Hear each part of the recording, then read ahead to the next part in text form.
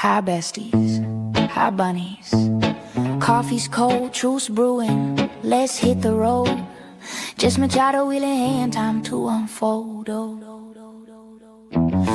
light breaks, coffee chilling in my grip. Hi besties, hi bunnies, join the trip. Cruising mass highway, spilling secrets for hours. 1 to 3 deep, no holds barred, owning our power. Squad's got my back, riding waves through the storm. Besties and bunnies, keeping it warm. Got that wild spark, singing random and free. Keeping the vibe alive, just you and me. Trolls creeping in, haters twisting the feet. Weak shots flying, but they can't plant the seed. Jabbing in my style, my fire, my rise. Obsessed in the shadows, watching with jealous eyes. Drama stirrers calling drift, but facts don't lie. While y'all fume, my lights touching the sky. Reddit ghosts lurking, basement critique so low. Keep throwing shade, watch this bunny glow. Meow, meow, meow, meow, meow, meow, meow. Hey. Meow, meow, meow, meow, feel it now. Bunny. Just Machado show, chasing down the real. Besties and bunnies got that unbreakable seal. Meow, meow, meow, meow, trolls fade away. Truth in the air, lighting up the day. After dark or dawn's first gleam, we claim the throne. Justice rolling, meow, if you're in the zone. Meow, meow. Love to my besties, trolls. See a truth awaits. Just Machado show. Buckle up. Meow, meow, meow, meow, meow, meow, meow. Meow, meow, meow, meow. Feel it now. Meow, meow, meow, meow, meow, meow, meow. Meow, meow, meow, meow. Feel it now. Meow, meow, meow, meow, meow. Meow, meow, meow, meow. Feel it now. Meow, meow, meow, meow, meow, meow. Meow, meow, meow, meow. Bunnies. Good morning. Welcome to 24 on 24. I'm your host, Jessica Machado. Indeed, this continues to persist to be the number one 7:30 morning show in all of the land. 24 on 24 used to be a show where we would give you all things Karen Reed on our drive home from Karen Reed, but Karen Reed is free. And so now we just talk shit about everybody and everything in the morning. Welcome. All right, let's get going.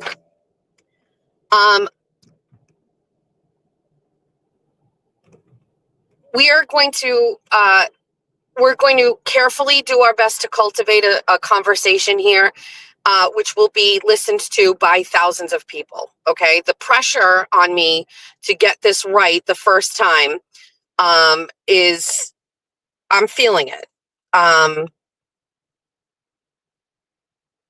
So let me get it right. Okay, if I get it wrong, we'll try again.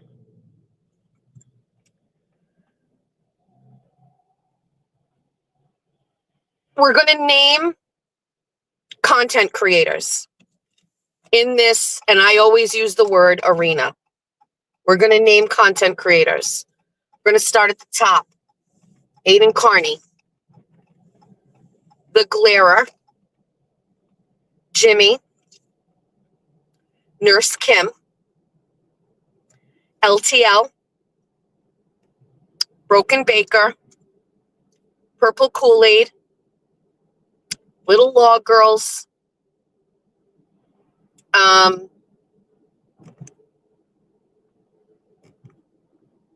Melanie Little, and that's what I got so far. That's all I can think of right this second. Am I missing something?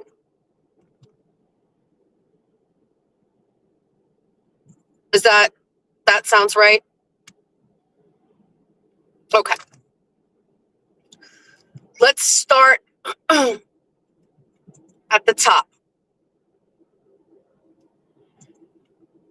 No, stop. Before we do that, Radhouse Media, thank you very much. Add Radhouse Media and Danny, thank you. We're not going to talk about Peter because I don't watch or interact. And Melanie is a part of this because Melanie has mentioned me, and we're going to talk about that. So let's just start. Let's start with that. JFK is not a part of this. It could be, but they're not really relevant to this conversation. So let's put all of those content creators aside. We're going to discuss each one of them. Now, I have covered the Karen Reed trials 1 and 2. I have also I built this following not by YouTube content. I built this following through independent journalism and then courtroom reporting. And I built this platform after I built a platform on other social media. I built my X platform. I kind of have a little bit of a following on Facebook, but that's more like family, personal shit. And then after I built a substantial platform of followers, and after the Karen Reed trial, I made a decision to do a YouTube channel. That made me a content creator. That happened last fall. We haven't even been doing this for 1 year. Hard to believe. But last fall, I started my YouTube channel. I think my first shows were like September. Okay. I started off with a crazy following very fast because I parlayed my online followers from my journalism and my court reporting onto my YouTube content creation. Now, a lot of people and Substack, by the way, I forgot. I actually have a very successful Substack. I have like 3,800 subscribers on there. I'm monetized and I make a little bit of money off of that. Fun fact, the Paula Prado interview earned me around $7,000 from Substack, believe it or not. Fun fact. It was really the only chunk of money I received during the Karen Reed trial, aside from the day I gave up my seat for Aiden Carney, and I got flooded with Venmos, which I'm very appreciative of.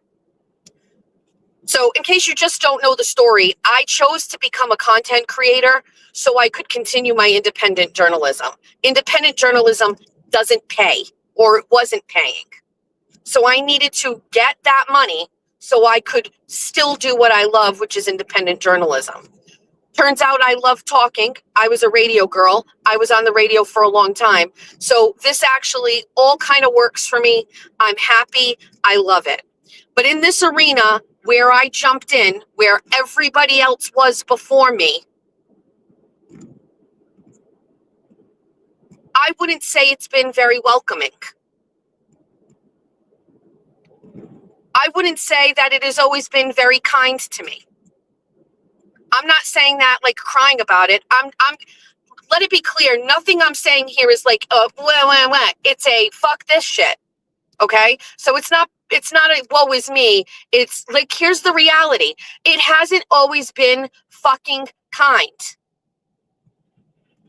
And if you can't figure it out, I am a kind person. My rants about people I don't like, that's not really who I am. And I think everybody who follows me understands that. You get a whole other fucking catalog of my day-to-day life observations of me and how I am as a person. So let's go through it. Purple Kool-Aid drinker. I was very nice about him. I was so kind. I was so nice. I was supportive. I said nice things about him. His opening intro had my words in it where I was like, Purple Kool-Aid drinker's killing it. You guys remember that? That's me being kind and supporting other people. Other people I'm not jealous of. Other people I'm not threatened by. His intro had my fucking words in it. When he got his show kicked off, I invited him on my show that exact week to try to like keep up the momentum, keep him going, and just like being nice.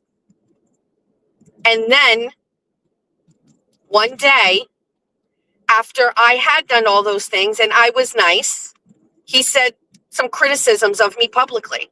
And it changed for me. Not like I fucking hate you and want to tear you down. It's just we were at a place and you said some things and now I don't feel the same way about you anymore. I don't fucking wish you harm. This is me all of a sudden going, oh, okay. Yeah, fuck that. And there is no other way you can describe that. That is exactly what happened. Paul knows it and I know it, and everybody else who follows me and Paul knows that's exactly what happened. And that's when I became kind of cool and like cooler, like not cool, like I'm cool, but like I came cool to him. And I was just like, my mentality in my head is fuck it. I don't need him.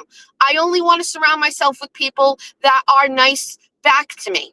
And Paul wasn't nice. I don't care if he was joking. I don't care, whatever. He wasn't nice to me. There is no other evidence, proof, or anything of me saying one fucking nasty word about Paul or criticizing him until the switch was flipped and he said something. And maybe it's not a big deal, but me not talking to him is also not a big deal. It's just my choice.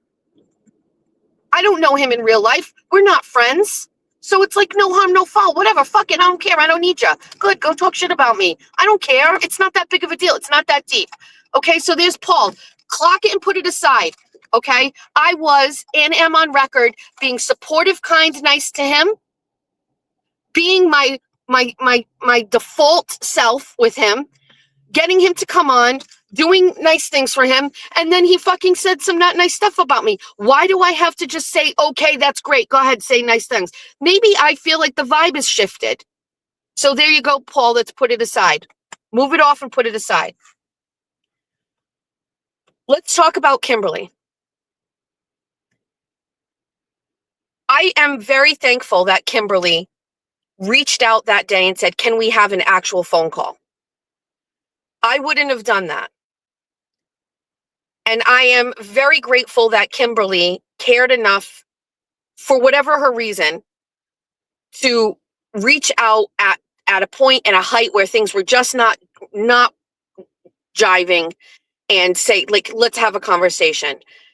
In that conversation, I had to extract from her what really was her shift, so to speak. And she disclosed, and I mean no disrespect to Erin, who used to be my friend and who was a producer of my show, but I had to really extract from Kim what the issue was, and she disclosed to me that there were comments by Erin when Erin was very much a part of my show that made her feel not okay towards me. And I didn't know that. I 100% understood why she didn't open my messages, because she felt a vibe shift. I wish I had known that months earlier. I'm very grateful that we figured that out. I acknowledged her feelings about that, and I am very grateful that we worked through that, because I have a lot of respect for Kimberly, and I believe Kimberly has a great heart. Erin did indeed talk shit about Kimberly, and it did indeed influence my comments on a live. And I didn't realize Kimberly saw that. I didn't even realize the other things that Erin said when I wasn't there. Like, I think I was in the bathroom, or Kimberly was right. But Kim didn't respond to my messages. But my issue here's my take on it. Kimberly and I worked through it, and I believe that Kimberly has a really good heart, and it doesn't matter what kind of a platform she has, how many followers she has, or whatever. My interactions with Kimberly, I believe, show me that she is a good person. She has a good heart, and I feel much better about all of it after we talked in real life and we worked through, and I had to acknowledge things that hurt her, and she acknowledged things that hurt me, and I'm proud of how we worked through that. So can I just say that? Like, that's how I feel about Kimberly. So there's that. However, from what I can gather from Kim, just so we're clear, it was those comments from Erin that kind of made her not want to communicate or connect with me. And I didn't know that. And so I was reacting to what I believed was, her not liking me. So Kim is a little different situation, but I want to acknowledge it and kind of put it aside. But Paul is purple Kool-Aid drinker. Kimberly is a content creator. She's here. And that is essentially what I want to acknowledge with Kimberly. So move that aside. But we did Paul and purple Kool-Aid drinker. Now, little law girls. Here I am at court seeing this girl. There's no, we're going to the start of every single connection here. The start of my connection and my very first interactions with Amanda and her daughter were during Karen Reed trial 2. Maybe I saw her in 1, I can't remember, but I definitely remember the first time I saw her in Karen Reed 2. I would always acknowledge her. I would always say hello to her. I was always kind and nice to her. During Karen Reed trial 2, jury deliberations and closing arguments, I learned of her homelessness. I learned of her financial struggles. And on a day where I had more, which by the way, I had nothing back then, I shared with her what I had, food-wise, space-wise, and I welcomed her to sit with me at a table where I was setting up, where I had fans coming giving me things, and I shared those things with her and her daughter. I'm not looking for a medal. I'm just telling you that my interactions with Amanda were kind and nice, just like my kind and nice first interactions with Paul. And then he changed. And then Amanda, who I had never said a bad word about ever, went on a live stream and was shitting all over me. And I mean harsh. And one of my followers, looking out for me, let me know in real time. I jumped in the chat. I watched it live. I was pretty shocked.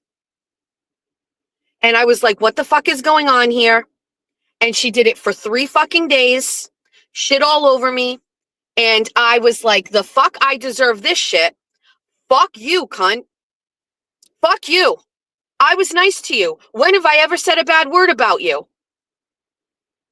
Conveniently, Amanda deleted those streams, so those things don't exist, and I'm not a petty bitch, so I don't record lives, and that's it. And then, when she realized that I had followers that were going to come over in her chat, she fucking, all of a sudden, her channel is gone, you can't see anything anymore, and then what does she do? She sits in the weeds, she waits back, she starts up again, and everybody is like, oh, Amanda's nice, and everything like that. And why are you so mean to Amanda, Jessica? How could you? Why do you do this? She's such a wonderful person and she works so hard.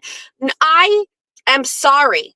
There was a vibe shift and it was not my fault.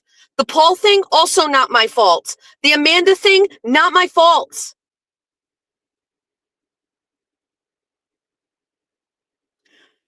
I understand that everybody thinks I'm a hard bitch here, but can I not say to you, it fucks with me when people are mean to me that I'm not mean to.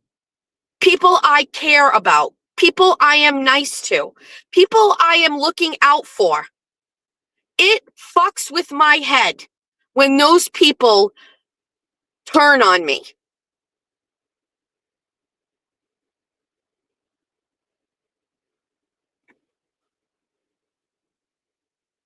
So now we're gathering all of these things here where people are like, Jess is so mean, Jess is so mean, Jess is so mean, but nobody wants to go back to the truth. Nobody wants to talk about why it is the way it is. It's easier to just go along with the other thing. It's fine. Nan. I never said a bad word about Nan. While other people were talking badly about Nan, and people were already starting to shift with Nan, and by the way, I was aware of that. I saw and I heard it. On my very first Horizon Social Chart show, I said the words, I have nothing bad to say about Nan. I think she's great. I didn't know her. I was very surprised when she reached out and she supported me getting my studio going. She was very generous. I was the recipient of a $500 super chat or a Venmo. I was wonderfully surprised. I heard she was an attorney. I saw some not nice shit that she was saying online at times, and I viewed it as she has not said a bad word about me. And so I'm on record saying like, hey, other people got a beef with her. She's very nice to me. She's above here on the Horizon social chart. That is where it was. This is exactly what I said, and that's it. And then Nan chose to come out publicly and attack me. Nan may have done it for her friend, but she put up a absolutely nasty fucking post about me. The vibe had shifted. That's it.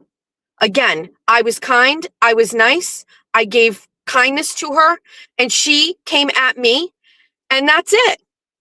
There was a vibe shift. What do you want me to do about it? I didn't do anything to her. I'm not talking about what happens after the vibe shift, because I own all of it. But prior to it, I didn't do or say a word about her. I actually went against other people and was like, I'm going to stay in my space where I'm just going to say no. And it wasn't about the money. It was just that there was a woman who didn't know me that believed in me enough to help me get my show off the ground. And she never said shit about me. So I was like, okay, great. Thank you. As you were. And she fucking turned on me.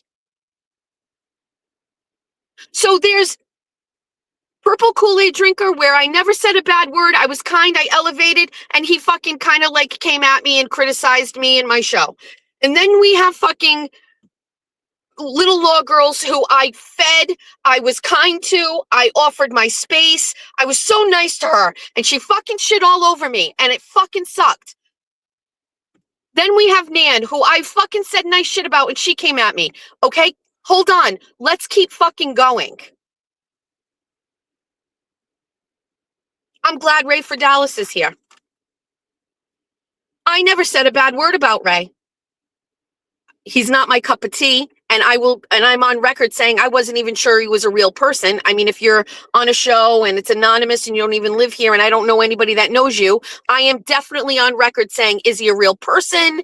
Could he be Jimmy? Like, I didn't know, but I didn't say a bad word about Ray. Until Ray platformed Jen Altman on his show and Lindsay Gattani in the same week to go after me and say mean shit to me. And by the way, I didn't even go that hard at Ray. I just made it fucking clear that I didn't appreciate that. If people want to talk shit, let them start their own channels and their own platforms. And we're going to get to it on why I 100% maintain that is how it should be. Start your own channel. I will tell you, there is something about when Ray for Dallas would come into my chats, and he has this way of, he's doing it right now. He's elevating everybody. I actually really liked that. He didn't come in and start talking about his shit. As a content creator, he would just come in and hype up people, say good morning to people. I really loved that until he let Lindsay Gattani go on there and call me fucking fat cunt. Until he put fucking Jen Altman on there and she would fucking squawk for 45 minutes about me in the middle of the day. And then I'm sorry, but I can't say I like Ray for Dallas, because why the fuck do you do that, dog? Why'd you do that? I liked you. And by the way, I liked your fans. I liked your mods. They were great. But you fucking platform people that were so mean to me. So what the fuck am I supposed to do? Fucking ignore it?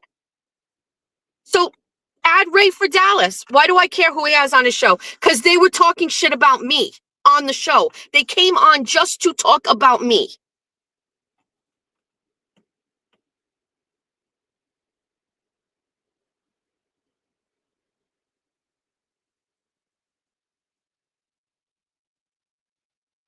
Jimmy.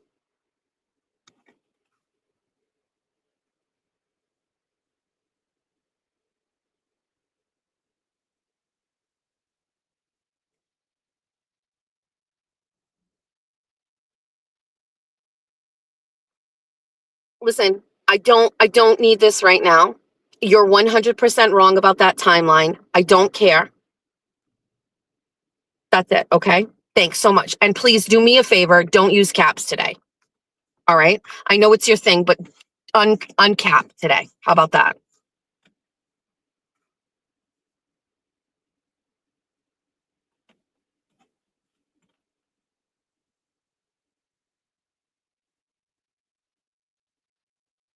I don't care what anybody says.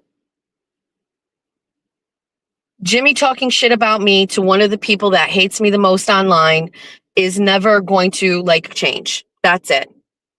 I am sad, more sad about anything else. You know, I didn't get upset or sad about like Amanda or Paul or anything. I really fucking got upset about the Jimmy thing. I have a really difficult time about it. And everybody told me he would do it. And I said, I have the Lulu fucking thing in my head where it wasn't going to be me. Nope. I'm different. I'm cooler. I'm better. I'm real. He's never going to talk shit about me. He's never going to turn on me, blah, blah, blah, blah, blah. And Jimmy will know this. Jimmy talks shit about everybody to me. And I still said it wasn't going to happen to me. Okay. I still said that. And one time Jimmy talked shit about me to somebody and I almost fucking bought into it. I almost took the bait and I held my ground on it. And a week later he came back and he was like, I shouldn't have been saying that. You think? But I still was like, there's just no way. The way that we connected, I thought there was no way that he would ever fucking talk shit about me.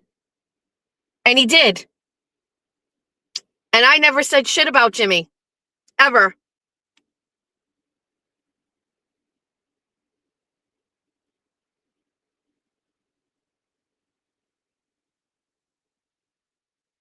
I can't get over that because I talked about Jimmy at my home with my family. He's the only person that I really talked about aside from Aiden, like at home. Like Georgia would be in the car with me when I was on the phone with Jimmy. You know what I mean? And I don't like that I like gave him that kind of access to my life and my family.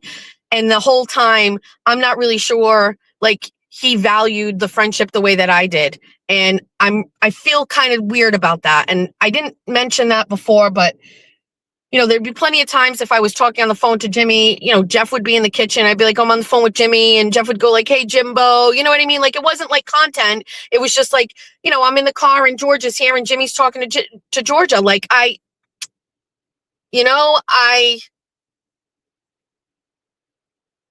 never fucking said, hey, I can't be friends with you or friends with Val. We'd exist in the same space. You have your friends. I have my friends. Like, okay. But then you shit talking me to the person that hates me. I feel fucking deceived and it weighs on me. And I'm not listening to you know, he's gay. This is how he is. I don't know about everybody else, but I don't fucking consider Jimmy's sexuality in my friendship with him. You know what I mean?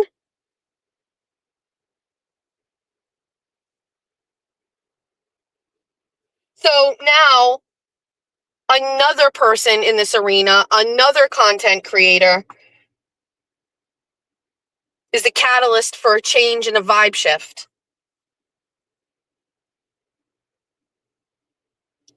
Now, Baker, I'm not a particular fan of his show. I've never watched a show from start to finish. I would pop in occasionally for Karen Reed commentary, and listened. If I can be honest, I always got a little bit of a creepy, weirdy vibe from him, but absolutely nothing I ever said publicly. Absolutely nothing I would ever like delve into. He's nothing to me other than he's in the space kind of doing similar stuff. He's a content creator. However,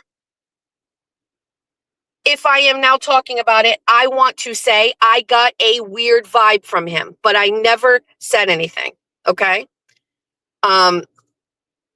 So when I first met Jessica Walsh, like through this platform, I remember her saying like, something about like her and the baker were friendly. I don't really pay attention. I didn't talk to Jessica on the phone or anything like that, so I didn't really know. My conversations with Jessica were usually just about like things I posted or did, or she would share stuff of mine and I would say thank you. I maintain that Jessica Walsh was the biggest hype girl for my show. I would be doing a live and I would have a funny moment, and by the time I got done, it was clipped and it was on X, and I was like, it's like I have a producer for free. And I appreciated her enthusiasm very much. I also appreciated the funny gifts that she sent that ended up working their way into skits.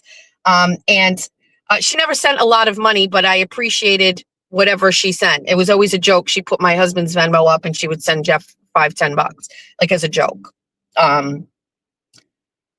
So I don't get gifts from Jessica Walsh anymore because I don't use those things for content.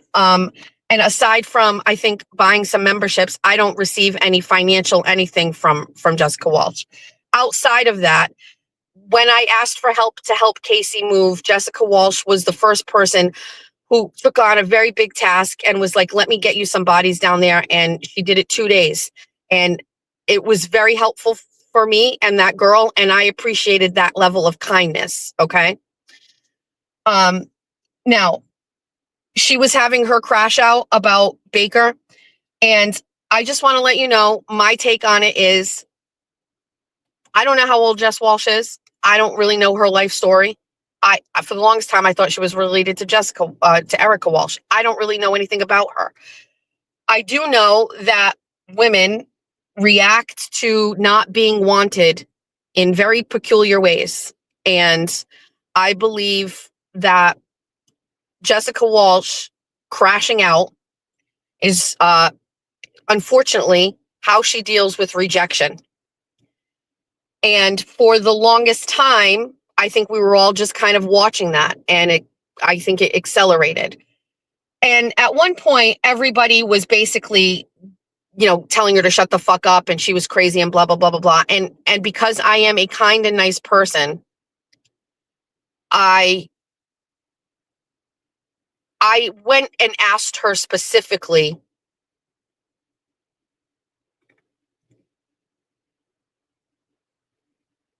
why she was crashing out in this way. And so months ago, Jessica Walsh shared with me privately all of her communications with him, or at least the ones that she said she had to share. And I felt that there was another side that everybody wasn't seeing. And the side was that for a while, he was very enthusiastic about her. And I felt that didn't come off publicly. I felt that everybody, because of his silence, which worked for a while, it really made her look like it was one-sided. And I encouraged her to share some of their text messages so people could see what I saw, which is he was really into her, right? And I made that suggestion because I felt that made me change my mind a little bit. I softened up to what she was doing publicly on her thing. Now, I do want to mention, I was not aware that she was jumping into the chats of other people's shows. I will tell you when I did become aware, but I was unaware that was happening. And everybody who follows me every day knows that I don't watch shows. I don't see what's going on. I have a great group of people and women that will send those things to me, and I'm grateful for them, but I miss a tremendous amount. It's always been that way, or whatever. But in the arena of what was going on, I thought, I was going along internally with everybody and saying, she's like fucking crazy and she never had a relationship with this guy. That's what I thought. I thought that the guy, she probably was sending him gifts and shit and money, and she thought she was in a fucking relationship with the guy. So I saw that wasn't true. I saw that he was really into her. And I said she should share something to show that that was true.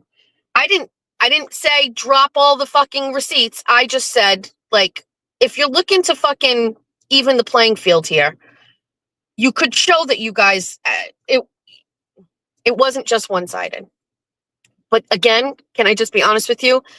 I saw her post on her X account, and I was like, if she's using her platform to fucking shit all over this guy, it's her thing, and I don't really care or whatever. So when this really came to light is the day that I was doing a live stream at home. I did a Sunday show. I said, I'm going to decorate all of these shells. Now, hold on one second. I just want to put this all aside for 1 minute. Aside from all of that, Jessica Walsh shared with me that the baker did not like me. He had very unkind things to say about me and on my show, and he said he would never come on my show or collaborate with me because I was a racist. He said I platformed Kane, who was a racist. I was dramatic. I had no talent. He said a lot of really unkind things about me, and I knew about them for a very long time. Not wrong. I knew about. She told me about them prior to her telling me about them. I would send all my followers over to his show at the end of my shows.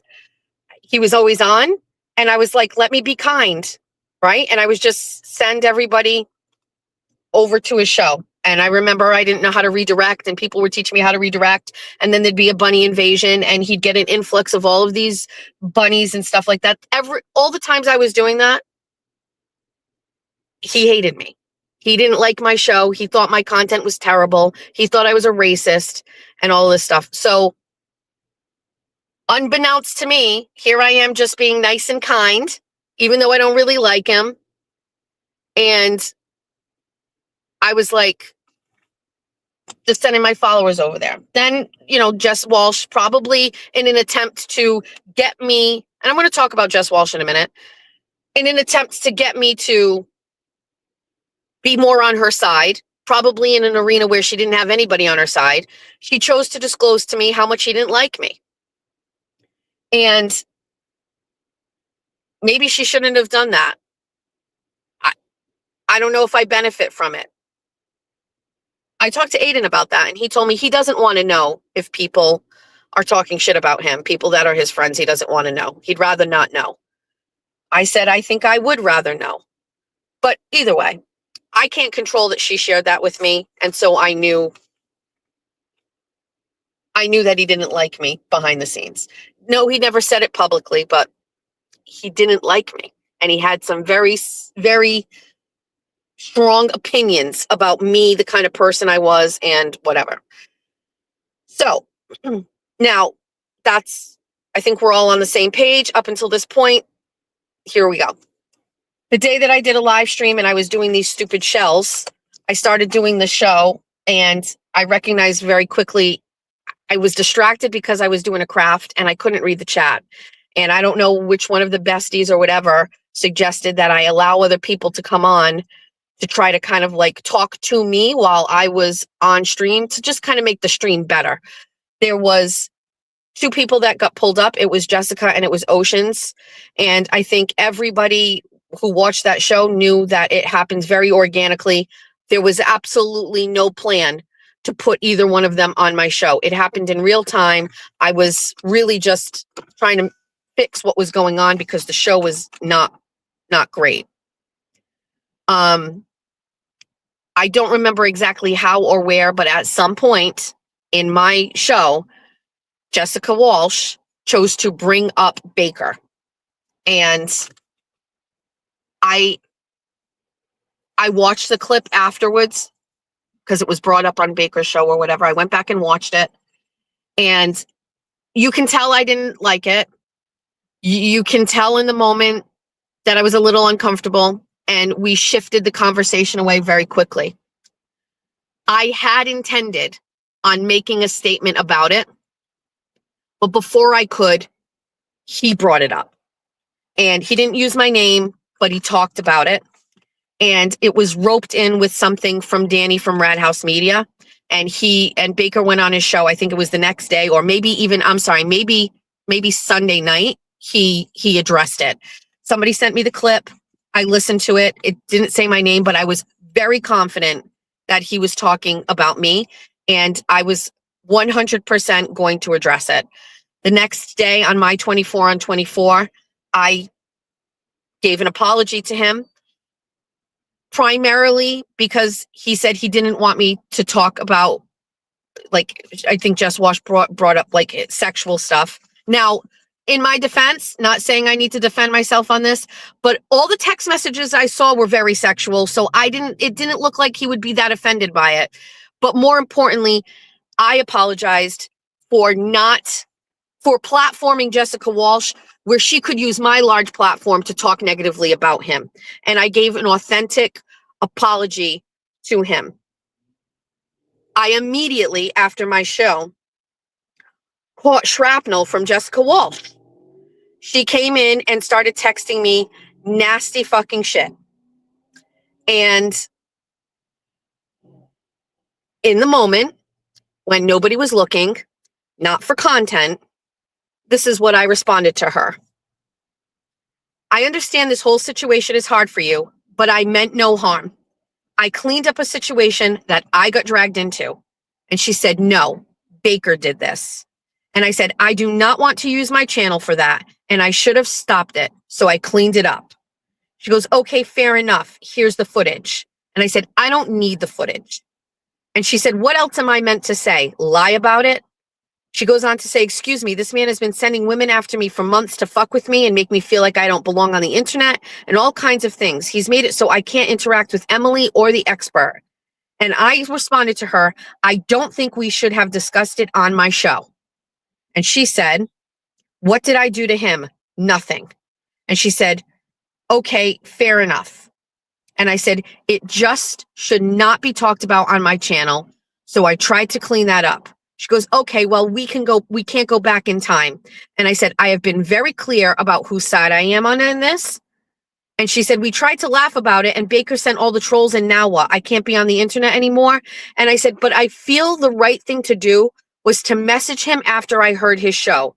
And it wasn't a good conversation between us. I'm going to get to that in a second.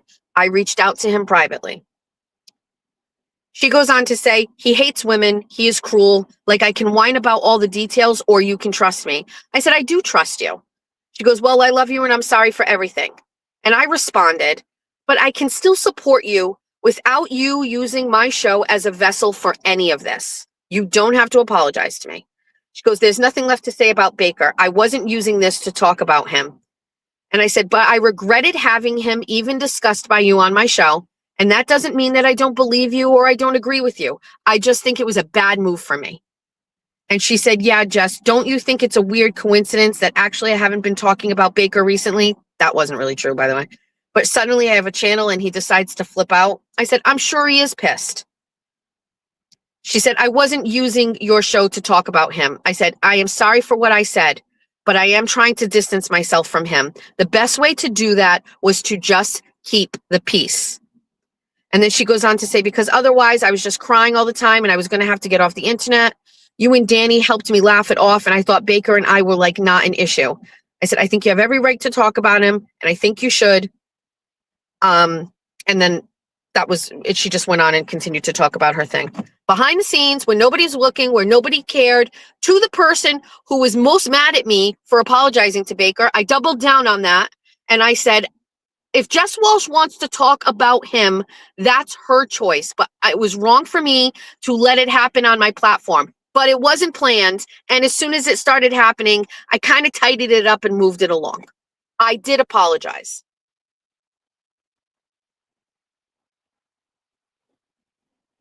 Now,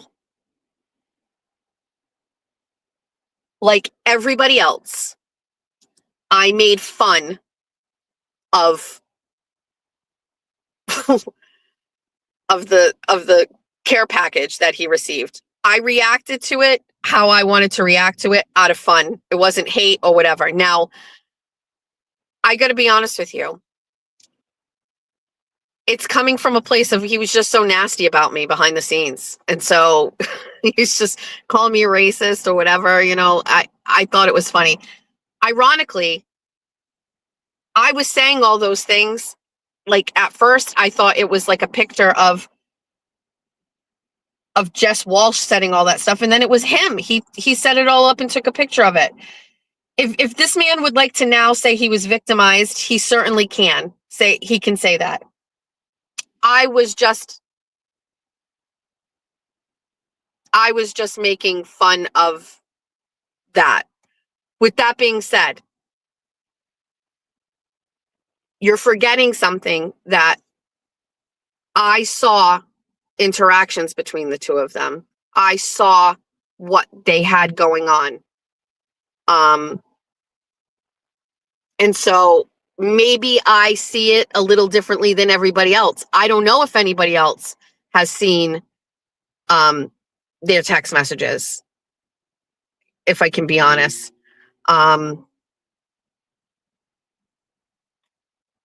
You know what I mean?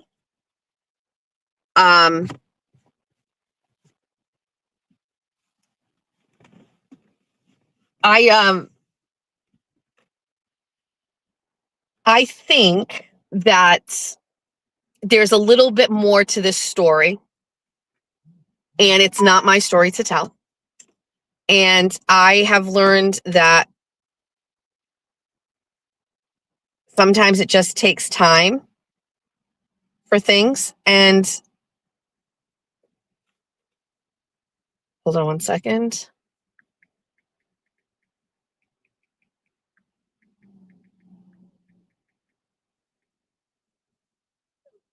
And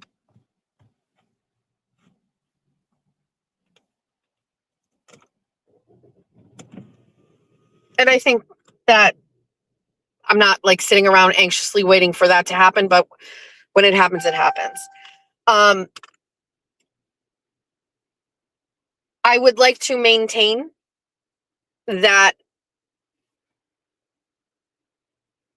I think it was unfair that I don't even know what that guy's name is, said such nasty things about me to one of my fans, that he called me a racist.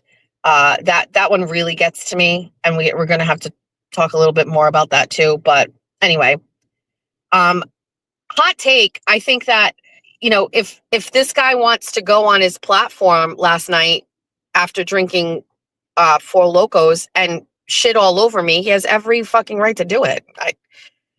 People were like, I can't believe, he's doing it. And I was like, that's what I would do. You know what I mean? That's what I would do. He has every right to do that. And I think like people who follow me know, like, I wouldn't like say he shouldn't do it. You know what I mean? Like he has every right to do it. I will say there's a couple of things here that are going to happen. Well, here's this. I heard some very serious accusations by him last night about me, and things that are not true.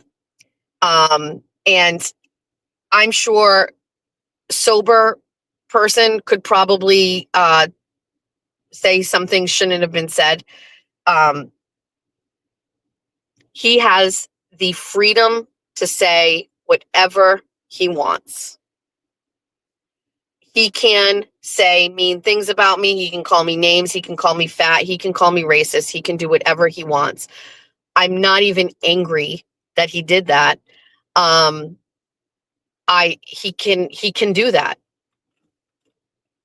I jumped into the chat and I was like, kind of like responding to some things. But then I was just like, you know what, this is his space. And I left, and I understand how distracting a chat can be. With that being said, we're going to do two things here.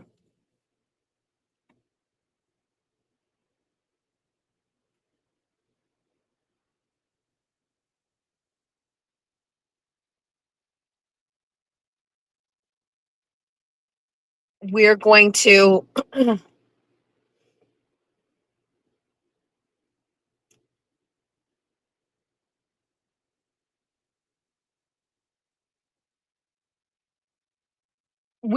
double down on how I feel about this guy. And I maintain that my feelings about him are what they are, and I stand by that. Okay? I stand by that 100%. I will not apologize to him. I think he has some severe issues with women. And I will not apologize to that man. There's that.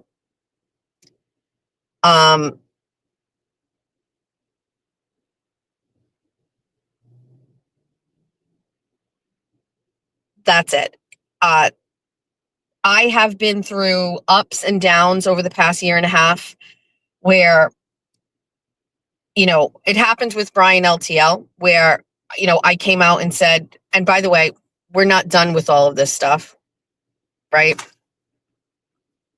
I just want to there's just this person right here. This is your last comment on my stream. You'll have to make a new account. Okay, Christina, be well. I've been through the ups and downs. I've been through the losing the subs.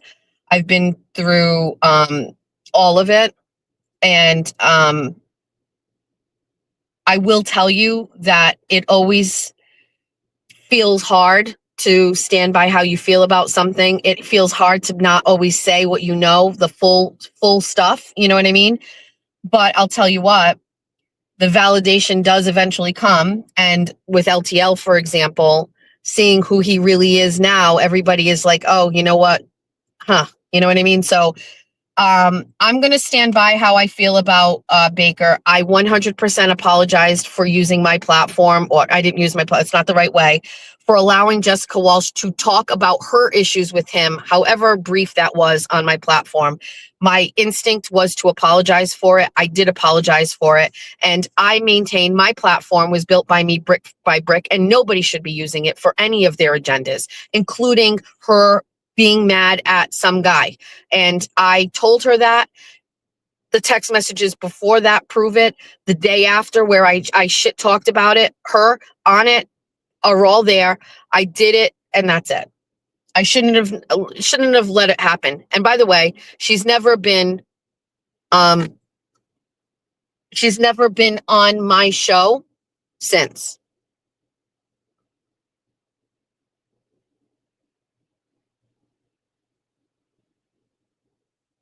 Just give me 1 second.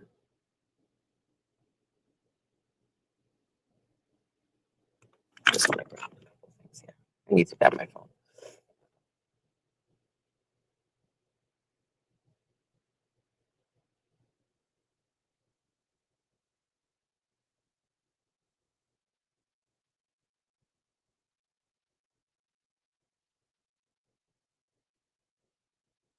Give me 1 second.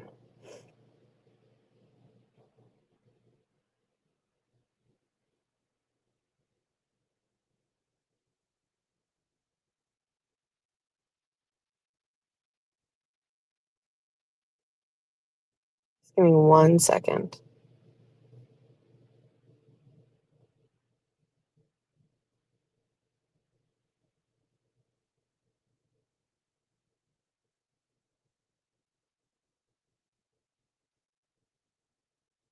Okay. All right. So I default to the original situation with him was, before I ever had a bad word to say about him, he was really not very nice about me. That's it. So my default emotion goes right back to that. Before all of this, that guy didn't like me, and that's it. Kane, I just want to mention that. I deplatformed Kane. That's not the right word. I kicked Kane off of my show because my experiment with Kane was done. I did that at the suggestion of Menners. And then when I saw that there were people in his arena that really didn't like him and he seemed like the underdog, I really kind of pushed for that.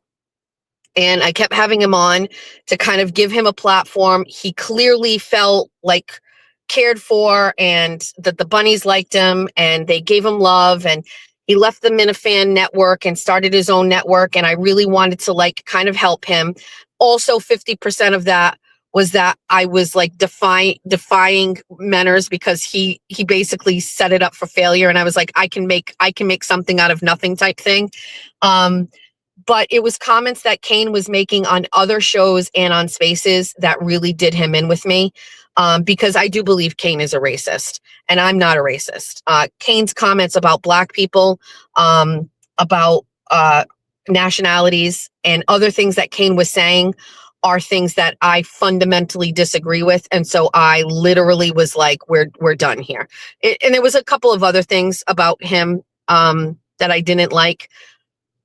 The only thing that really tipped the scale for me is where he agreed with, again, my show and he whatever. So I was like, it was a long time coming. And I think that some people who know me know I was really kind of pushing through it or whatever. And that's it. So that's the Kane thing. So here's the last part of, hold on, we're not done. Aiden Carney.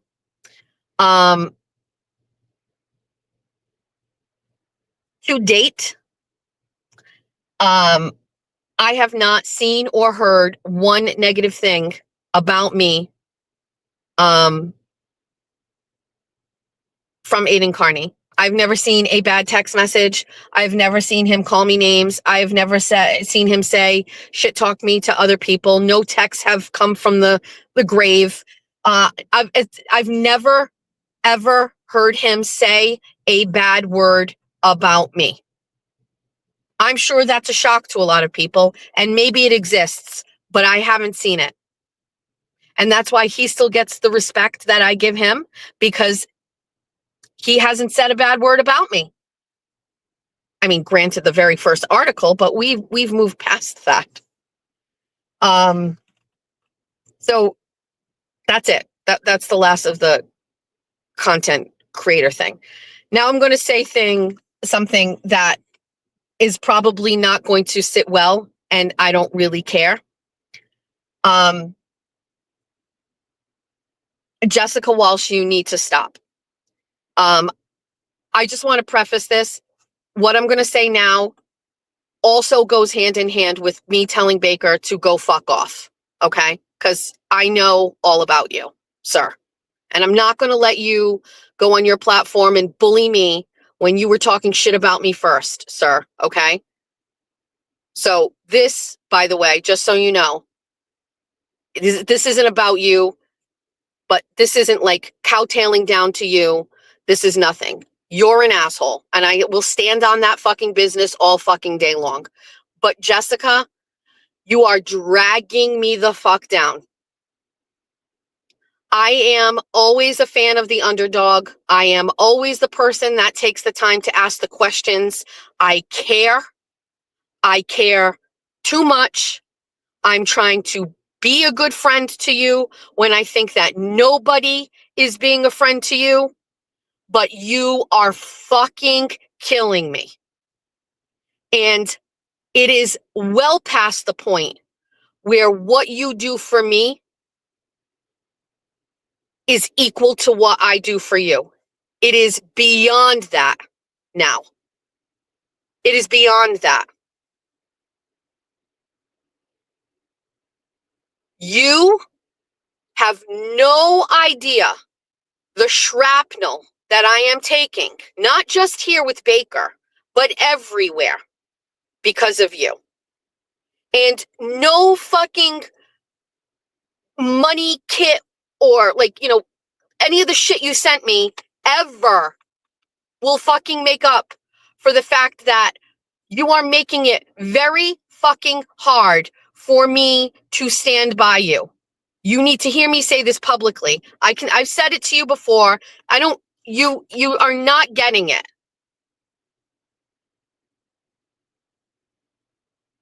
You're not getting it.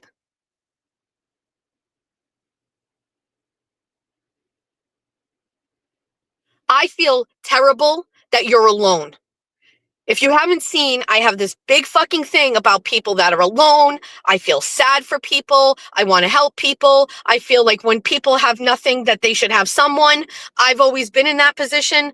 Erin used to be that for me. When people in town were listening to politicians, Erin used to be that person for me that was like, you know what? She's not that person. And I also understand what it's like to be unbelievably misunderstood.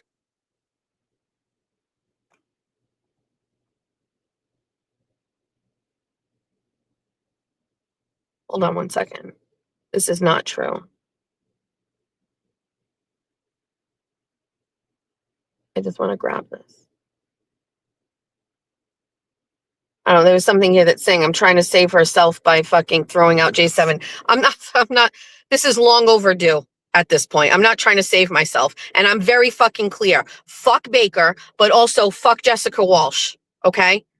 I think I have done enough at this point, and I am not going to fucking, and in the words of Aiden Carney, I'm not going to sacrifice any more followers for this. And that is exactly what he told me. And after he told me, I thought about it, I slept on it, and that is where we are today.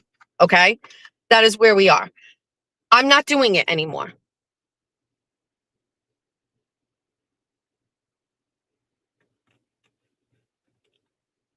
Maybe that will be what it takes for her to change.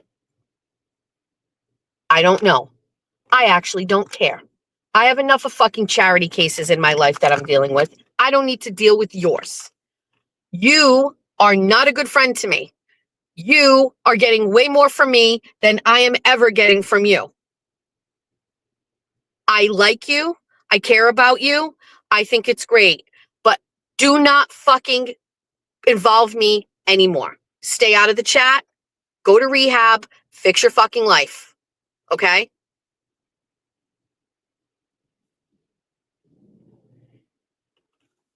I'll add a little subcontext to this. Jake, because people want to fucking get at me because I said I'm going to do a show with Jake. Another situation where I am trying to be nice. I don't have a problem saying this. Jake's going to rehab. Okay, Jake's going to Laconia this weekend. And when he is done with Laconia, he's going directly to rehab for 14 days. And because Jake tried to kill himself at one point, which I have heard from people in his arena, and I see that he's in a real rough place, I offered him something to look forward to when he gets out of rehab. I offered him a place where let's do a small little show. You can be a little producer on a fucking show. That's awesome. And it will give him something to look forward to. I'm not going to fucking tell you anything, but I heard that man cry on the phone to me and said it was the only fucking thing that he had to look forward to when he got out of rehab. I don't know about these people. I don't know them in real life. But again, it's rooted in being kind and being nice. Do you think I need a fucking show with Jake from State Farm? I don't. I don't fucking need a show with Jake from State Farm. But I see a guy that's kind of lost. He's in this whole thing. And I was like, okay, how can I help him? Here's what I can do. He wants to do a show. Okay, I'll do a show when you get out. Go get yourself better. Go get help. Go ahead.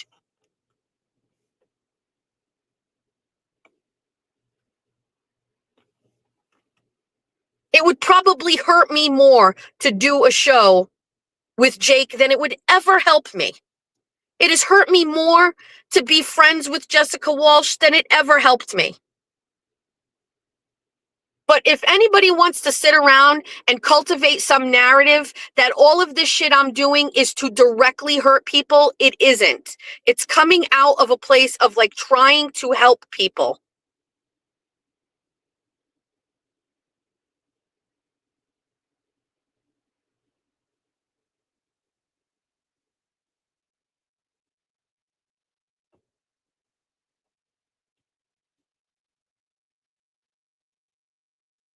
I don't mind cleaning this up today. We cleaned up some stuff the other day. feeling fantastic about all of that and the validation from all of that. This shit has been dragging on. I held the line as long as I could with Jessica, and believe me, people that I like, fans of mine who text me, have definitely come to me already many times and said, not many times, people have done their one-time thing, not telling you what to do, but this, and this. And I just waited for it to organically hit a wall, and that's where I hit the wall with Jessica Walsh. I envisioned last night, if I stopped interacting with Jake, if I stop interacting with Kane, if I stop interacting with Jessica Walsh, if I stop interacting with Jimmy, if I stop talking about Jan Altman, what do I have? I have peace and I have harmony, and I'm okay. And I'm not upset. I'm not sad. I'm not feeling hurt. And I'm just able to just focus on what I do, which is talking, and that's it. Okay? I am sure that there are people who disagree with everything that I've said. I'm sure there are people who are longtime fans who are saying this isn't for me. I hope that you will eventually come back. I've been through this a couple of times where people hear me go on these big situations here, truth journeys or whatever they call them. They unsubscribe. And if I had $1 for every time somebody came back and said, I unsubscribed during the LTL shit, but I came back, I listened, and now you're my favorite show. Shout out to all of you, because I know you're out there. This is how it is. Listen, making fun of Baker in poor taste, it's not racist, okay? I don't know. It wasn't racist.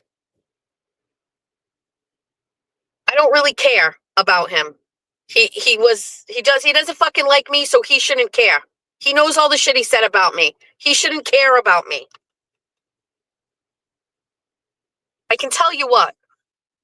He has every right to go on his platform and say what he wants about me, as long as he doesn't fucking make up lies. You can't lie about me. You can't make up shit that goes on the internet and unsuspecting people will hear it and believe it. So you better go back and listen to what you said and take note of the shit that you actually lied about. But either way, I don't care about these people at fucking all. I don't care. Jessica, see yourself out. Don't make me fucking block you. Come back when you're okay. I will miss you. Okay? And you know what? I'm going to tell you something. There's a couple people in this chat that all I need to do is see where they stand, and I'm good. Okay? I'm good. I know exactly who my core base is. I know exactly who these girls are. They've been with me from day one. I know exactly where they're at. I know they understand what's going on. I believe them to be strong people who would fucking put me in my place, who, by the way, have occasionally. And I know they all understand exactly what I'm talking about.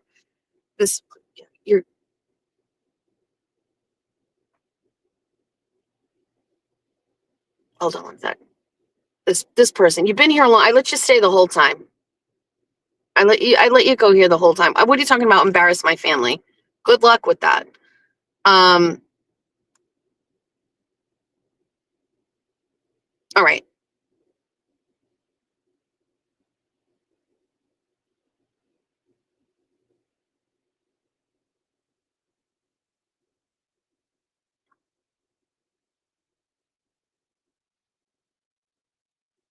I asked you to not use caps today. It's triggering. Please stop using caps for me, okay? Thank you so much, pal. Thanks. No more caps. Thank you.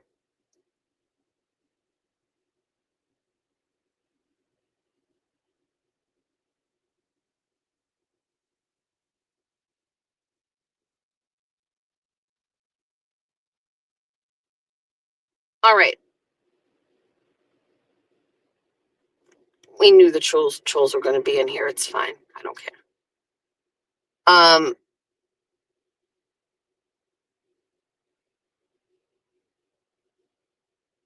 Spicy was using caps. I didn't even see it.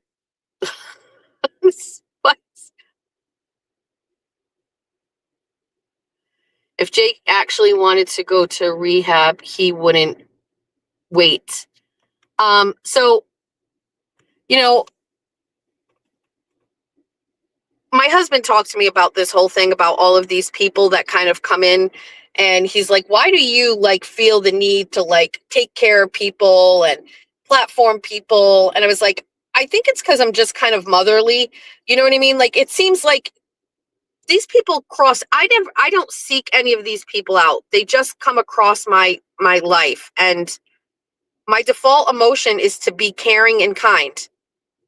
It's not always what you get after a while, but my default emotion is to be like, is anybody else caring for you? I will care for you. It's like the beta fish at fucking Petco. You're alone here. Nobody has taken you. Let me take you. I will take care of you. It's becoming at the detriment to myself.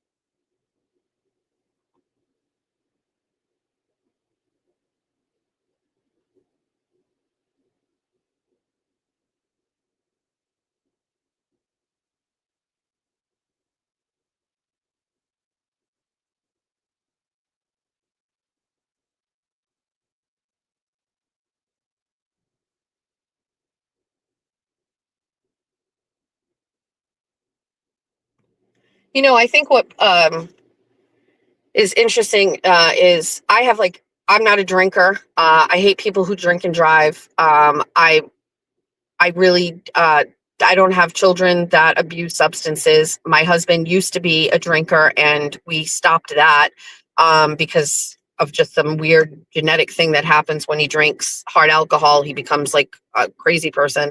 I don't really enjoy people who have substance problems because it just makes me feel not good, makes me worry a lot, makes me feel like things are unstable and shaky and shoddy. And, you know, if Jake and Jessica Walsh were in my real life, I probably would already have disconnected from them because I just don't know what it is. It really upsets me when people have substance problems. And so, you know, I hope that Jake goes to rehab and does well. I recommend that Jessica drink less. I don't know how much she drinks. I'm only going by Jake because of what he said is that he needs rehab. And he really just needed something, a stranger's kindness to say, you know, I'll be out here when you get back. If you need something to focus on, or if you stay longer than 14 days and you're feeling desolate, come out and I'll do a show with you. You know what I mean? I don't know. Maybe I just need to stop caring about fucking other people, man, because then you don't get fucking her upset or whatever. Jeff Machado fucking probably told me this 1,000 fucking times.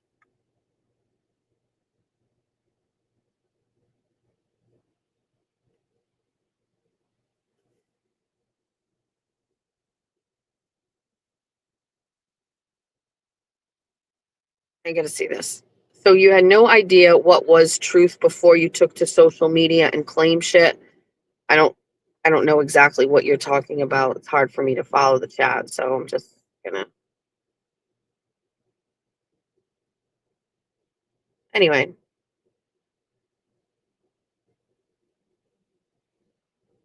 This is not accurate. I did not see it. I had a phone call with Aiden yesterday. I have no problem sharing that. I'm very thankful for him talking through it with me. He gave me a perspective. And he is, in my opinion, the most successful person doing what I do. And I listened to his advice. Now, the Baker stuff last night, you know, that wasn't a part of this. That happened after the fact. But Aiden also shared with me what I've read in the chat today. And I'm not saying I didn't believe people, but he was very clear that Jessica had been really running amok in the other chats.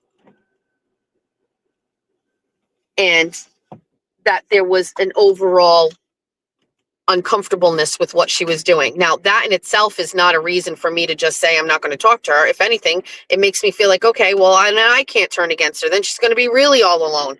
You know what I mean? However, there were just some professional points of view that I listened to and made sense, and I slept on it, and that's it. I still don't give a fuck about Baker, and fuck him, I don't care. Okay, so there's that. Also, Jessica, cut the fucking shit, and I'm done with you too. So how about that? I'm done with everybody. I'm just done with everybody. That's it. That's where I stand. You can stay. You can go. I will be here every day. I will still do exactly what I do. I will still get back into my groove. Don't.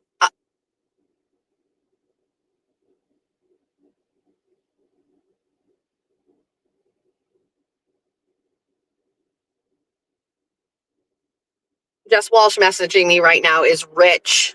Is rich. Took the fucking heat for you for all this fucking time, and now you want to fucking come at me. Okay, have fun. Hey, by the way, remove all your fucking bunny fucking shit from your fucking show that I never fucking sanctioned. Go do that. Like, please. You know what? I get it. You want to act like fuck.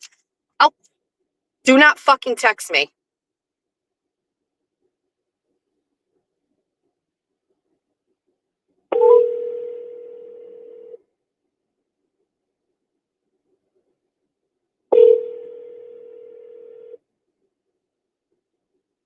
Okay, that's no problem.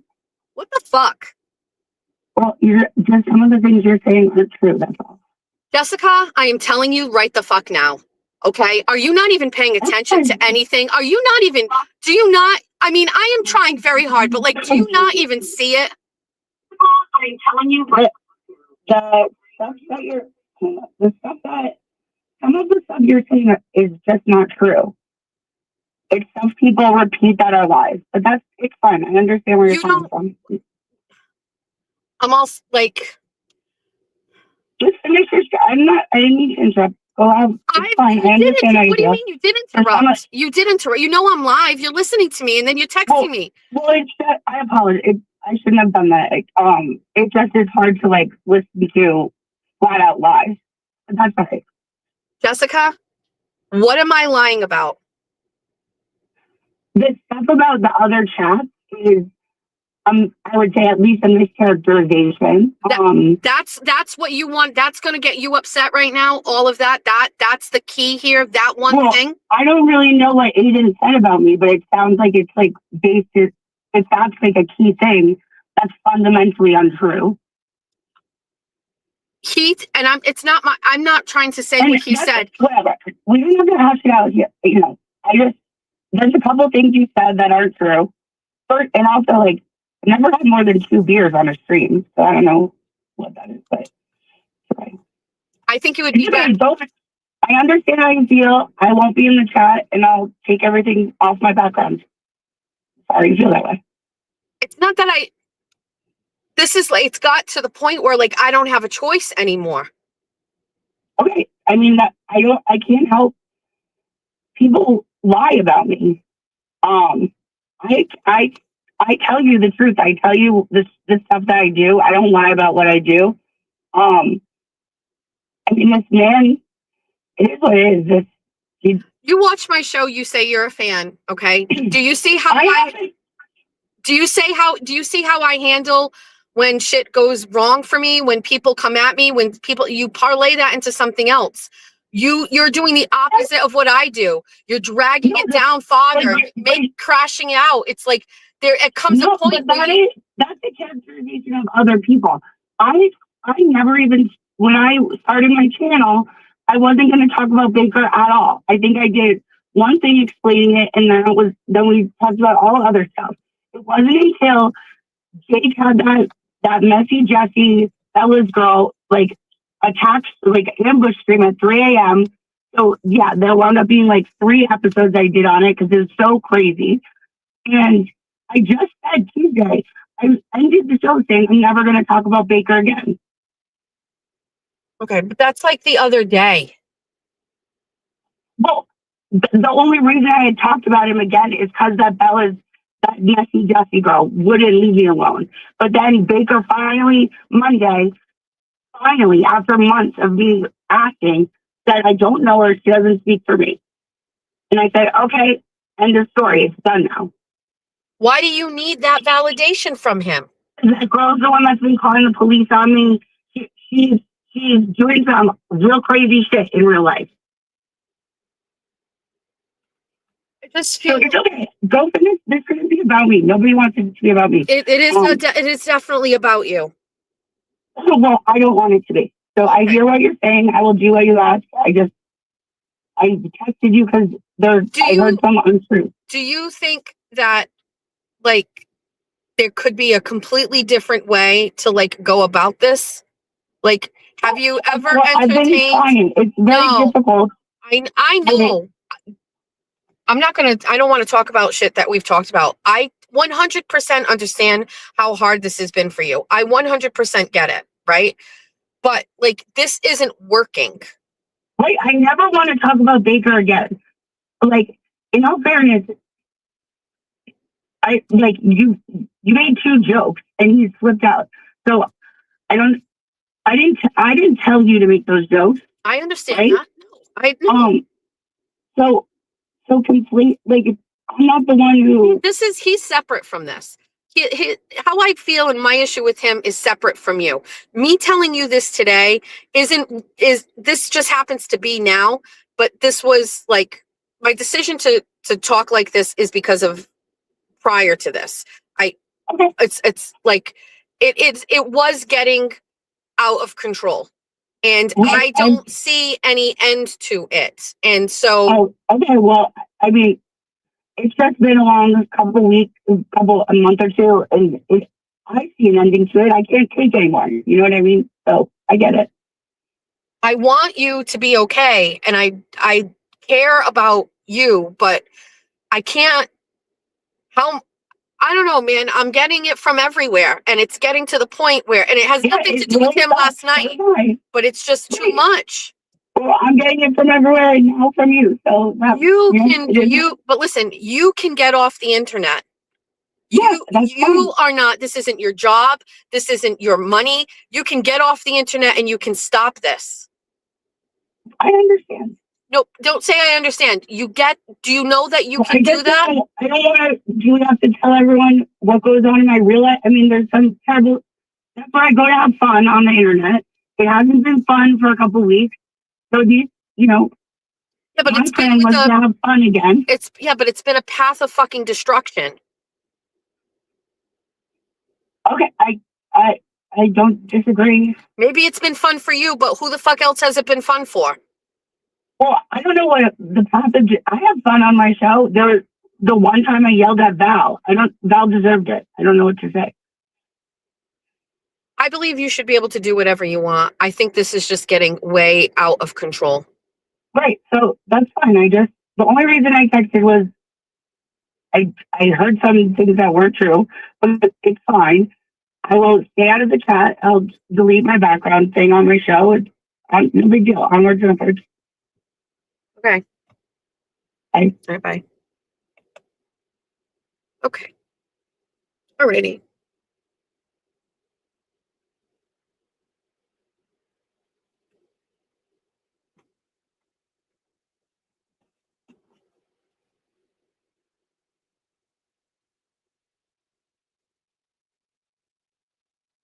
Okay. I have hit my threshold with all of this. I am no longer in fight mode. I am in flight mode. I'm just done with the both of them.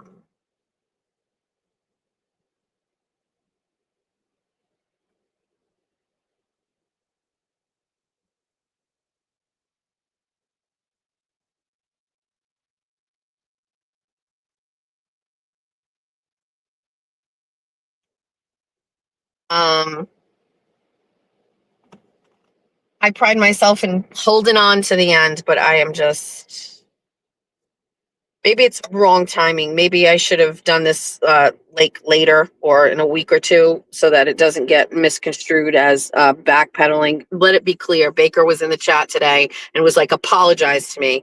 And the answer to that is absolutely fucking not. So there's that. I'm not apologizing to you. I'm apologizing to myself. Stop fucking dealing with it. Just a fucking small circle. We're done. And there's that. I need a coffee. I put off my coffee for almost an hour and a fucking half to fucking deal with this shit. I had a fucking agenda. And you know what? I do miss Pat Ford. I saw your comments. I do miss Pat Ford. All right.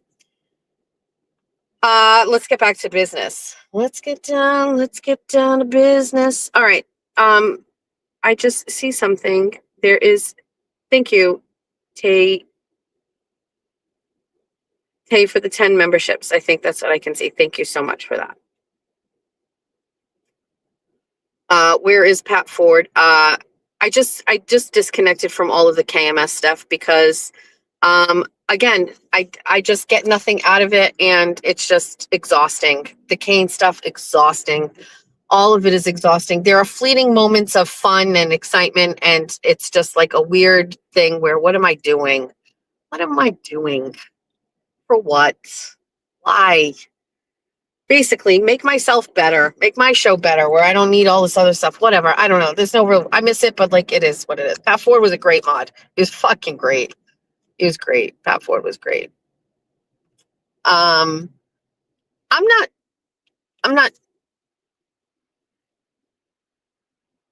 I feel better.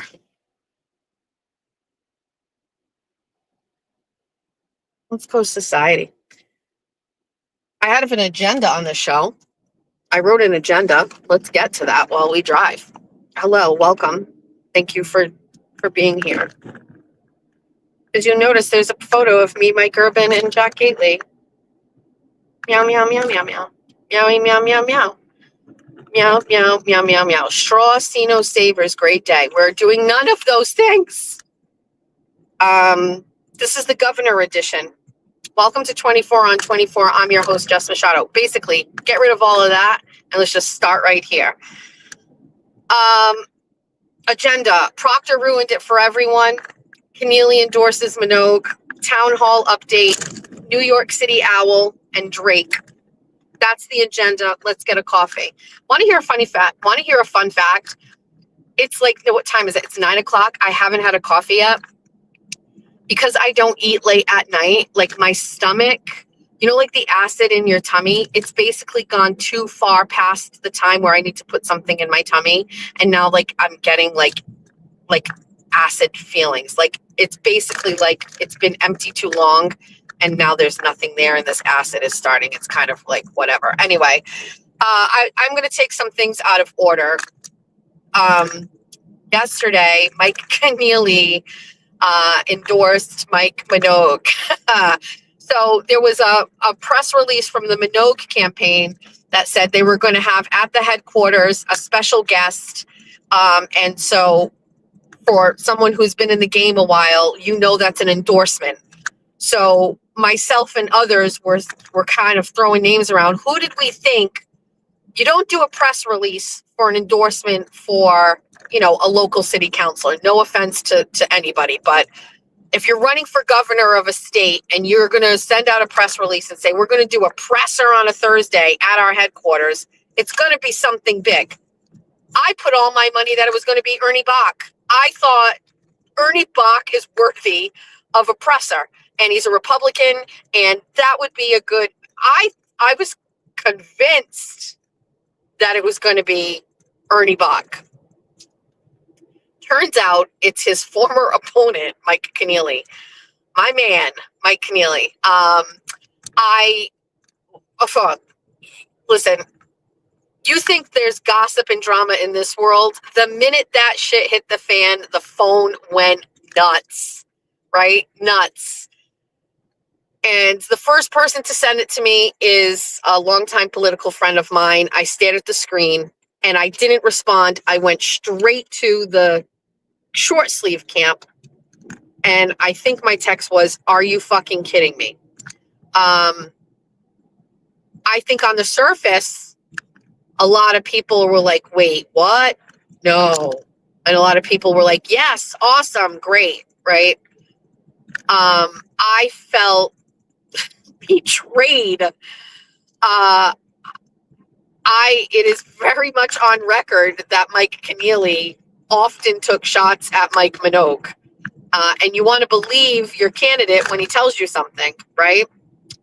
So I felt like I was living in some sort of alternate universe. I'm like, what on earth is happening, right now in this world where Mike Kennealy is now at the headquarters shaking hands with Mike Minogue, because Mike Kennealy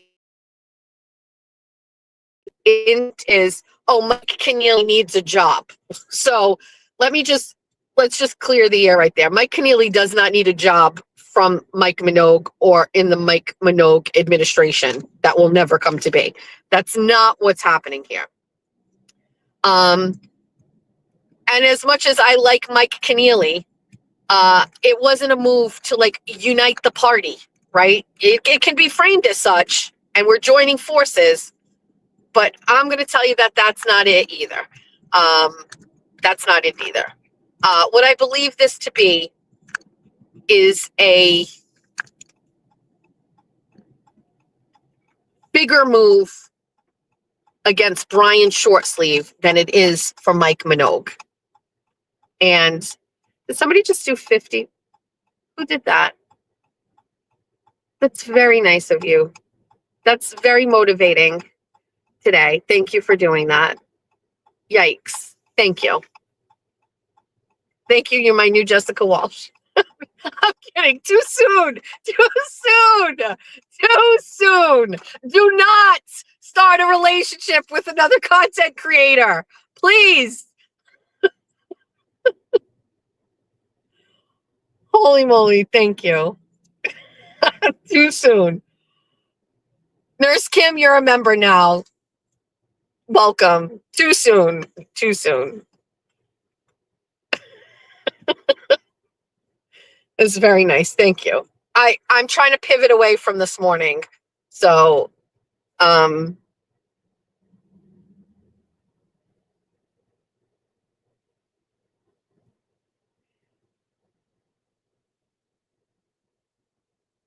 thank you for this. I'm not going to throw Georgina under the bus, but Georgia had some choice opinions for all of this morning. And my daughter is a fucking queen. Anyway, so let's stay on track here. Listen, this is a shots fired to Brian Shortsleeve. It's basically like Brian Shortsleeve did him dirty and made some comments about Mike Kennealy's wife, and Mike Kennealy is going to serve up revenge in the best way he knows how, and that's joining forces with Brian Shortsleeve's opponent going into September.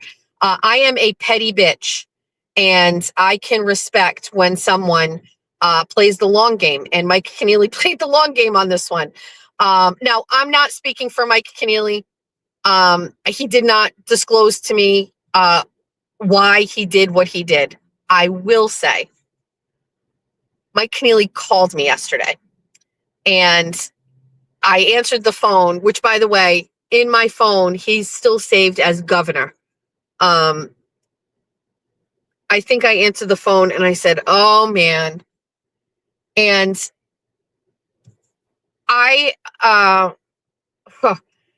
the call came. So I'm off X, right? I don't have the app on my phone anymore, and I have some content that's being posted by a friend. But I did have to get online with the news of the Kennealy thing, and I really needed to pay attention to this because it really wasn't happening on Facebook anywhere. It was just happening on X. So somebody had tagged me, a guy by the name of Evan Lips. Shout out, Evan, if you're listening, which I know you usually do. Evan Lips used to be part of the MASH GOP team. I think he might have been the executive director at one point or whatever. And politically, Evan and I were kind of on the opposite sides of our aisle, but I think we have a mutual respect for each other. And, occasionally we will interact on X. He tagged me in a post and asked me, what say you on this? And I was ready to comment, and I had my fingers hovering on the keyboard, watching this thing, reading it. And as it happened, my phone rang, and I looked over, and it said governor. And I was like, this is a divine intervention from God to tell me to just pause. And so I talked to Mr. Kennealy yesterday. Primarily, it really just involved me saying, I really wish he was still here. It hasn't been the same. And I really just cannot support Mike Minogue. That's it. We need a coffee. Good morning. What was the society I got for today? Can I get a large iced white chocolate pistachio made with whole milk? Okay, anything else? That'll do it. All right. Thank for you. your time. So, and he said he respected that. And he told me he wanted to call me because I've been a very loyal supporter of his, and he knew that it would probably not sit well with me. And I just think that goes a long way with me. That he even took the time out of what was obviously a busy day to call me and just check in on me and not smooth things over, but let me actually like vent to him about why I hated everything about it, you know? So, listen, and no offense to my boy, but I don't think it's going to move the needle very much. You know what I mean? But it's, that's how I take it. I think it was more of a fuck you to Brian than it was to Minogue. Hey, I support you. And listen, Minogue isn't stupid. He'll take it because he knows it's probably very deflating to the short sleeve campaign as far as morale goes. So Minogue isn't stupid either. And that's it, in my opinion. And I hope that Mike understands how I feel. If it's not Kennealy, it's short sleeve. And I think Brian understands that I wasn't Team Brian and that I'm only here on Team Brian because of it's by default. I'm loyal I might not even be publicly Team Brian. I don't really know. You know what I am? I'm like Team anti-Maura Healey. And I still believe that Brian Shortsleeve would fare well in the general election because he is a moderate Republican and Mike Minogue is too far right. And all I really think about is a November election when a bunch of unenrolled people come out. And if they've got the choice between, Maura Healey and Mike Minogue, who is anti-abortion, pro-religion, I don't think that that's going to appeal to the regular average voter. I think Brian Shortsleeve is more susceptible to getting the votes. And if my goal is to get rid of her, then Brian Shortsleeve is the guy. If that's wrong, I don't want to be right.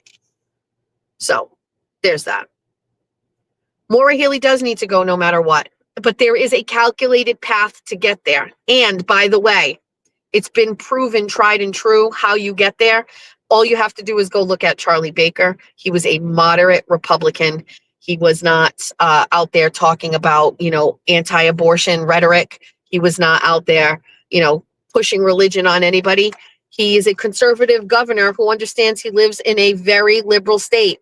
And he just wants to lead with confidence. So this is my take on it. I cannot stop thinking how much I miss Mike Kennealy. That's it. And I'm sad. That's all. That's all.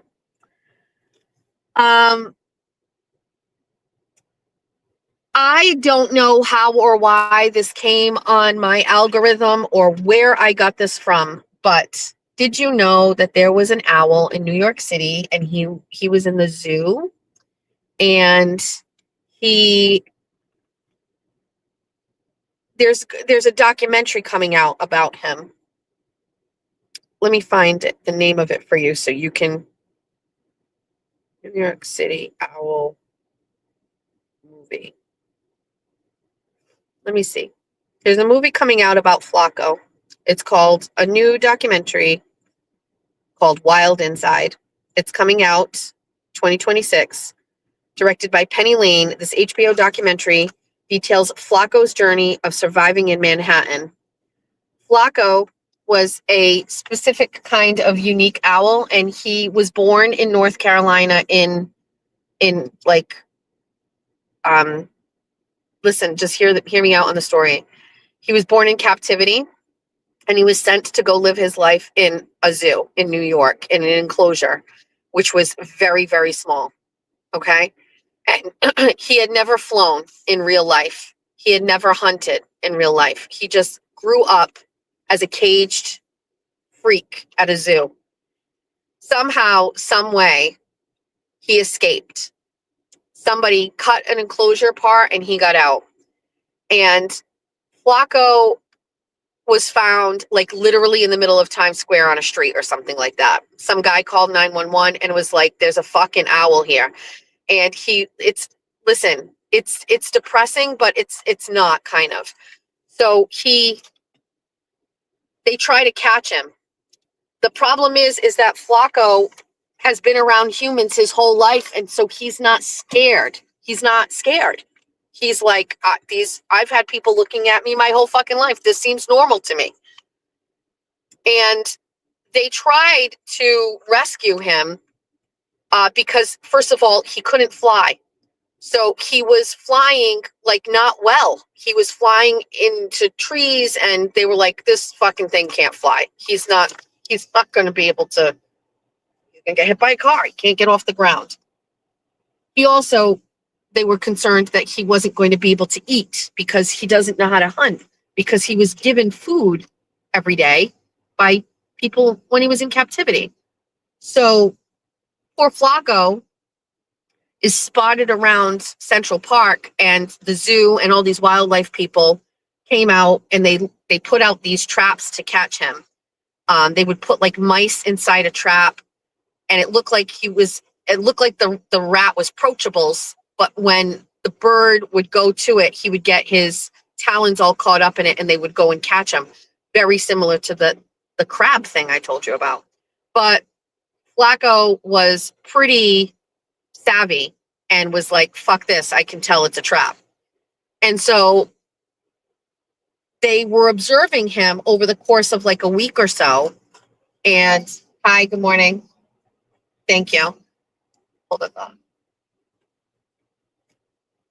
Thank you. Sure. Okay. So they started watching him, and Flacco started learning how to fly. And then they saw him hunt a couple rats. He saw them on the grass and the ground, and there's no shortage of rodents in New York City. And he started hunting. His instincts kicked in. And so after, I believe, 10 days or 2 weeks, they called off the search for him. And they basically determined that it was not worth it to try to get him. He was eating, he was flying, and he just basically, they were going to let him go. And there were concerns because rat poison is obviously a tool that New York City uses. And if he happened to kill a rat, he had a high risk of dying from rat poison. Flacco lived for a whole year, and he was very often photographed outside of buildings, peeking in and looking at people. And he would be in neighborhoods, and people were aware of him and let him be. And it was like, thanks so much. You too. It was kind of like a story where he broke out, and, you got a bird that's lived in captivity his whole life, and now he's going to live out in the wild, and he was succeeding, and he was doing really, really well. And he lived a whole year. And he eventually died. He flew into a building. They found him on the ground. They got him to the animal rehab. They couldn't save him. They ultimately did a thing afterward to, go into his body and see everything. And unfortunately, he had like a high level of like the rat poison in him that was causing him to get distracted, not be able to see straight. And that ultimately is what killed him. And it is such a sad story, but also like, how can you not cry? I'm sure other people are crying, but like, he lived his whole last year of his life. After all those years in captivity, he lived his whole life free, doing what he wanted.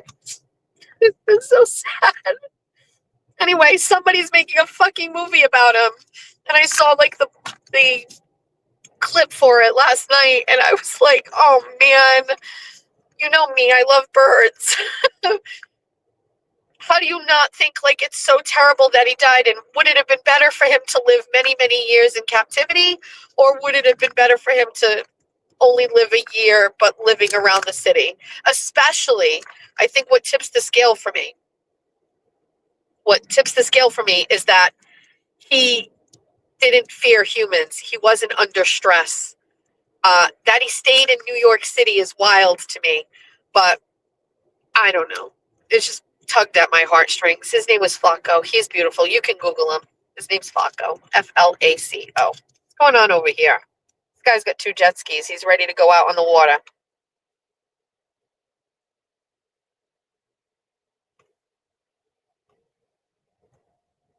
So anyway, keep an eye out for the movie. I don't know. It sounds like it's going to be on HBO. I will probably watch it. If you don't want to be sad, maybe don't. I avoid all movies that really make me uncomfortably sad.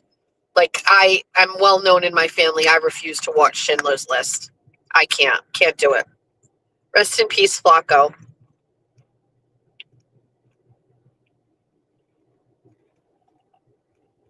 Good news. My Somerset Republican Town Committee will be decorating the Old Town Hall on Flag Day, Sunday the 14th.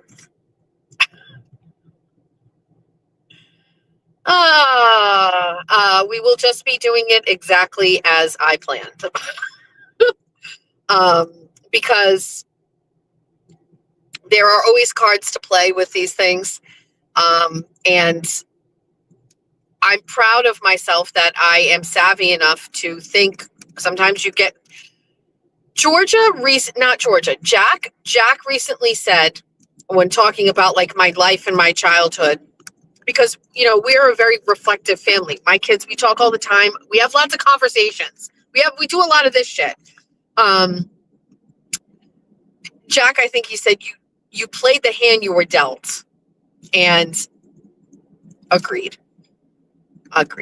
But sometimes you gotta pick up a card. Maybe, is that a good analogy?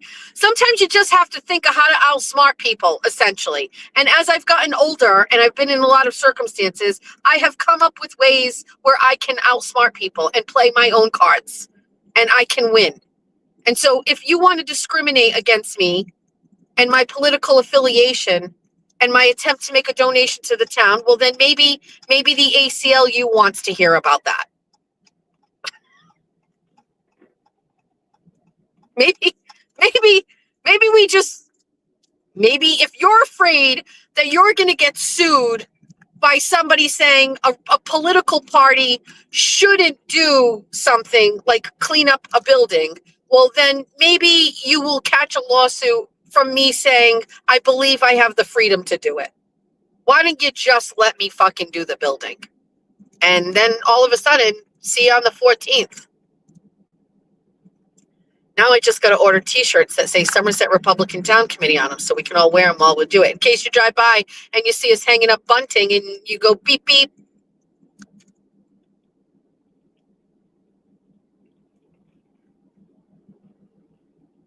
You can't ask me for money for a town event, and you can't ask me to give money and then give me a platform and put my fucking Republican committee logo in a drone show.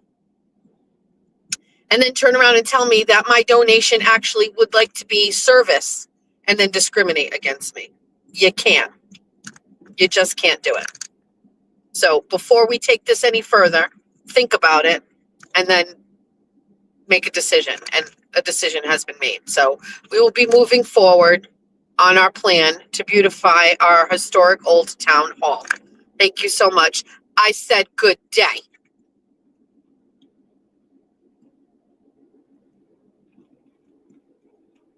We shouldn't have to fight for that, but it was a good distraction. It was fine. Happy to do it. I'm good. All right. Wow, Michael Proctor's a fucking racist, huh? I was saying this to someone yesterday. It was Aiden or whatever. I don't I don't know anybody in my life as racist as Michael Proctor. I've never come across a person that racist. I've never come across a person that racist. I don't know anybody who talks about black people the way Michael Proctor talks about black people at all.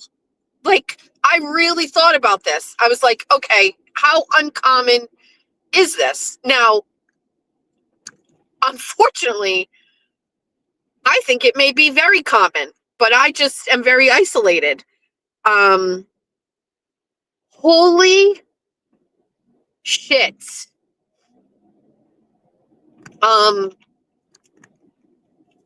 I am, unfortunately, and I think for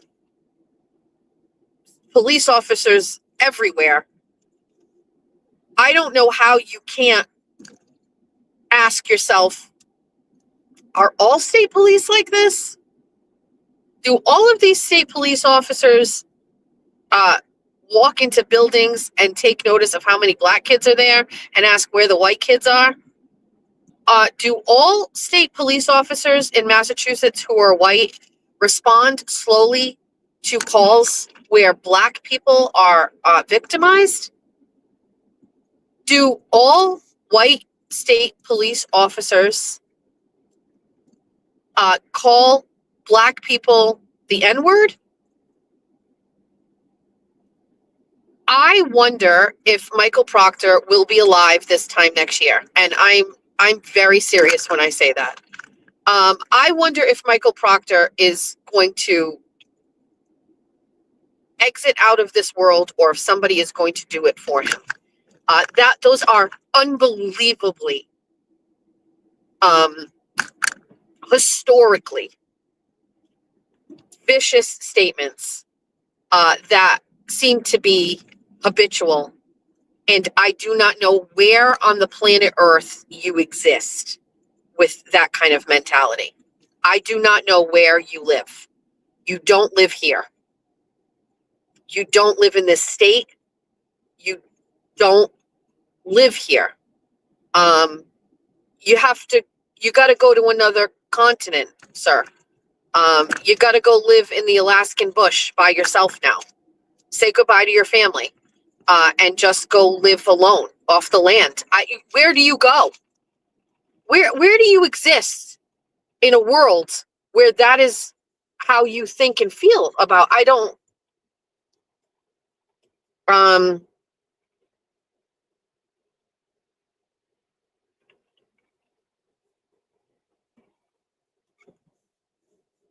How do you feel that way about Jews? You gotta go. You know what I mean? Like, life is over for you. I don't know what else to say. I'm a big, like, what people say in the privacy of their phones is tough because, for example, Aiden's phone extraction came out, right? And there's some stuff on there like, listen, we all got to see text messages of him talking to another girl about a threesome with Karen Reed. It's fucking cringe. It sucks, right? And the expectation of privacy is always there when you're most vulnerable, talking in your purest of forms. I'm going to tell you something. I have a question. Has anybody looked at the phone extraction of Aiden Carney, and are there any text messages on there where he is talking about how many black people are in a building? Are there any text messages in all of the thousands of text messages that people got of Aiden where he talked about letting people like die? In all of the text messages of Aiden Carney's, is there any text message where Aiden Carney says that he wants to anally rape his girlfriend and he has to wait for her to go to bed? I didn't think so. I think that what is the not the biggest takeaway. There's too many. The absolute disgusting racism. Disgusting is not even the right word. Whatever. We'll put that aside. That's a separate thing. As a woman, let's talk about the sexual text messages. I have 100% been able to identify an underlying disdain and hatred for Aiden Carney that most definitely is rooted in the fact that Aiden can bag chicks and this guy can't even get his girlfriend to fuck him. Okay? That right there must be said out loud. They knew everything about him. They knew there were women in his chat throwing themselves at him. He knew that there are women that want to fuck Aiden, that they knew all these fucking women wanting to fucking drop their panties for fucking Turtle Boy. And the reality is that Michael Proctor, with his uniform and everything he is, couldn't even get laid by his fucking girlfriend, fiance, or whatever at the time. Wife, whatever. I don't even know. And that fucked with him. Every other part of his text messages lend me to believe that he is deeply jealous about Fridge Daddy. Deeply jealous. I'm going to tell you something. You can say whatever you want, but Jeffrey Machado doesn't need to fucking slip me anything to fuck me, okay? He doesn't need to wait until I go to bed to come upstairs to try to fuck his wife, okay? It sounds to me, sir, just so you know, from a female perspective, she's grossed out by you, is what I'm gathering. I think she's pretending to be asleep because she doesn't want to fuck you. That's what I'm gathering.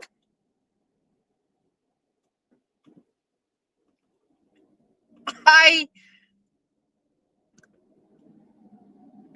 mean, sure, you're an absolute fucking degenerate racist, right? But more than that, you are like a creepy sexual predator, and that's never going away either. You know, you hate the blacks, you hate the Jews, you fucking want to rape your fucking girlfriend, dude. Time's up. Time is fucking up. Go to jail. Go directly to jail. Do not pass go. I don't know what you got to do, but I would be pulling a Scott Peterson right now. I'd be packing a duffel bag. I'd be putting on a fucking toupee. I'd be filling my truck with supplies, and I would be ready to cross the fucking border. Mexico sounds great right now, doesn't it? Hola. Time to bounce. Start a new life. Guess what they have down there, Michael? Fat, thick chicks that you can spray a rope on. So I read one of the text messages where he's like, listen, you don't even want the skinny Latinas. You want the thick, dirty fucking bitches so you can just fucking use them. So I read that as, so what is that? I got a shot with you? Is that what you're saying? Does that mean every time I saw you at court, you were looking at me and my thick ass and you were like, that bitch, that's the one I want to fucking jerk off on? That one? You mean I have a chance? I got a shot? Dude, the whole internet fucking thinks I'm fat, but am I correct in saying this? That when we were in court together, you actually thought that I was like sexually attractive to you? I love this for me. I did not have this on my bingo card this year. Turns out the whole time, Michael Proctor was hot for me. Huh. Who knew? Take that, gentlemen. Go ahead, this lady's on a little scooter. Zoom, zoom. You want to go? Okay, I'll go. I'll get out of your way. You know what I mean? Like, also, I will even say this because I think it needs to be said. Half of the shit that he was texting to these people, he probably didn't even believe. He was probably just posturing himself with these other fucking stadies and other cops. because he is so clearly so fucking pathetic. Pathetic is the best word. Everything about him is pathetic. This is life-altering knowledge, and I do not know how he recovers from this. Closet gay, maybe. That, maybe. He did talk a lot about anal.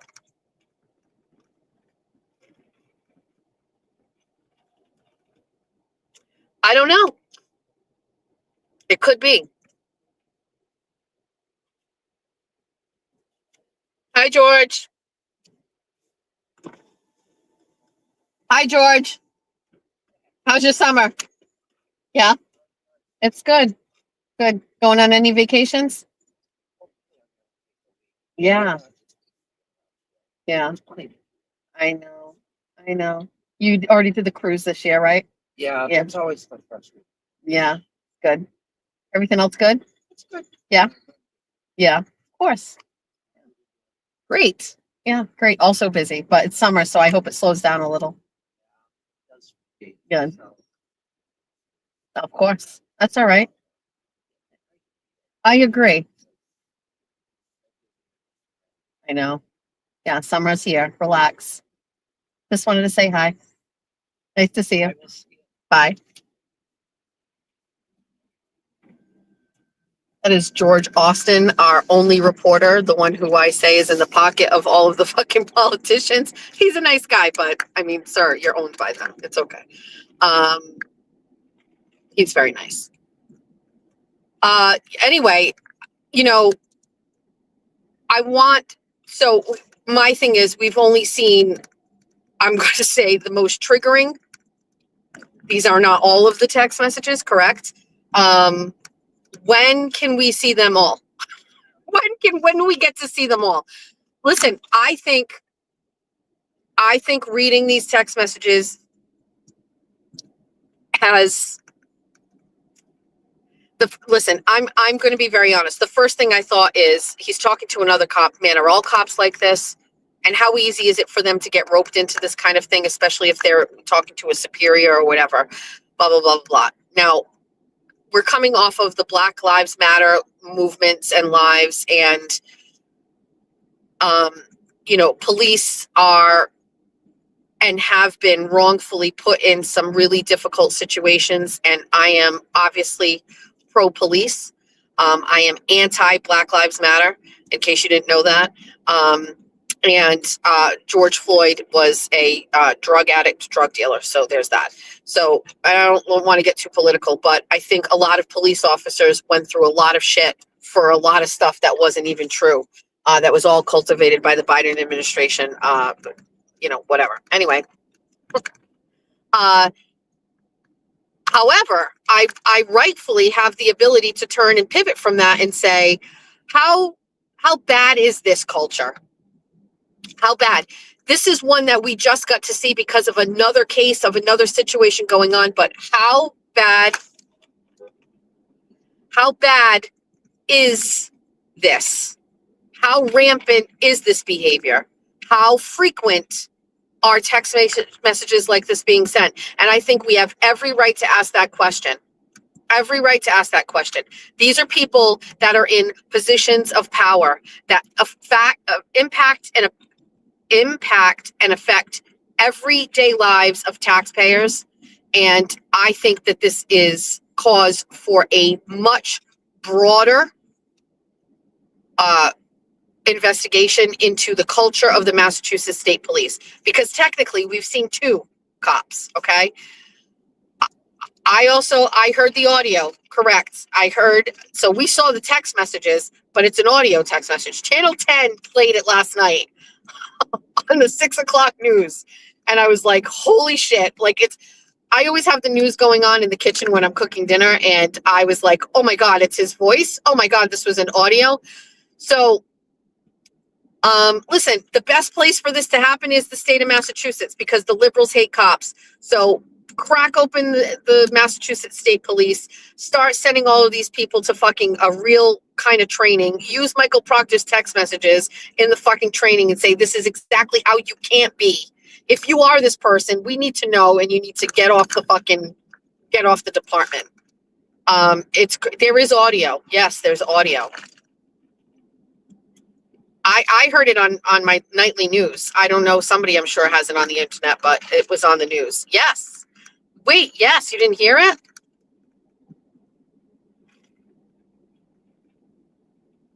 I'm white, and I have a real problem knowing that a cop feels the way that he feels. I'm appalled. Appalled isn't even the word. Shocked. It has changed everything to see those. It has changed everything. The reason is because it isn't a joke. It isn't a one time. This is a culture, and he believes it. He believes it.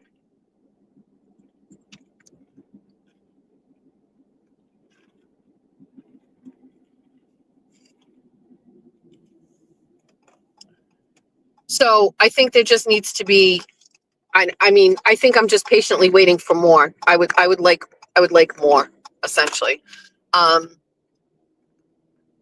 But for all intents and purposes of this show, I would very much like to continue talking about what I think is one of the funniest parts of this whole fucking thing, which is Michael Proctor can't get laid. That's where I would like to continue to talk about it. Michael Proctor cannot get laid. How pathetic. How pathetic.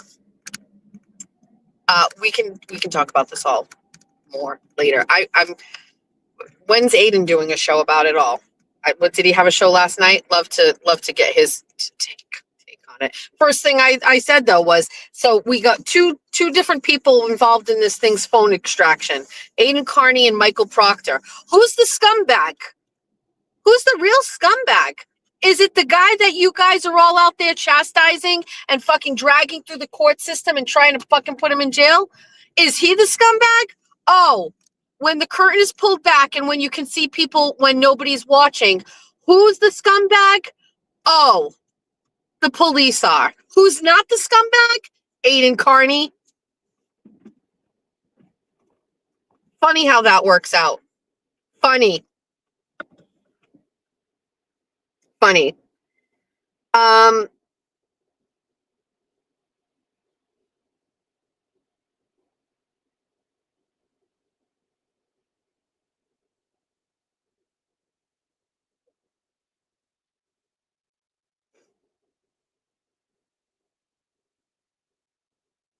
Hold on.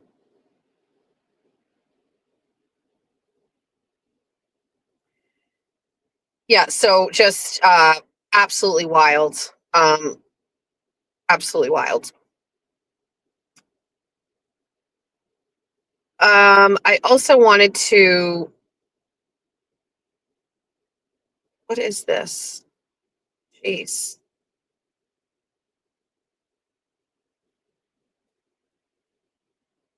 I wanted to also mention, I think I got to everything. Proctor, Kennealy, town hall update, the New York City Owl. Oh, Drake. It's not really important, but if anybody even cares, I'm a big fan of Drake. I probably have a story that I've never told you, which is shocking because I'm running out of stories. I mean, if you talk about your life every single fucking day, eventually you're going to run out of stories to tell. Even me. But I know I've told the story about how my husband and I, how we met and everything like that. But the story was that I threw a party at my house, and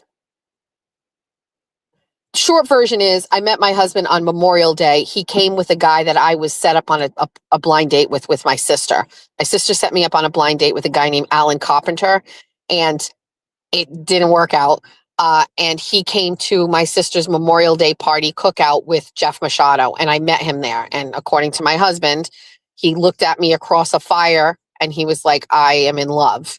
And he messaged me, sup, you are hot, HOTT. Letter U, letter R, hot. Sup, you are hot. And I was so appalled that this was like the way that a man spoke. I just ignored him. I was like, absolutely not. Fast forward to a couple months later, I was throwing a house party at the new house that I had moved into. And I ran into him at Family Dollar and I invited him to come.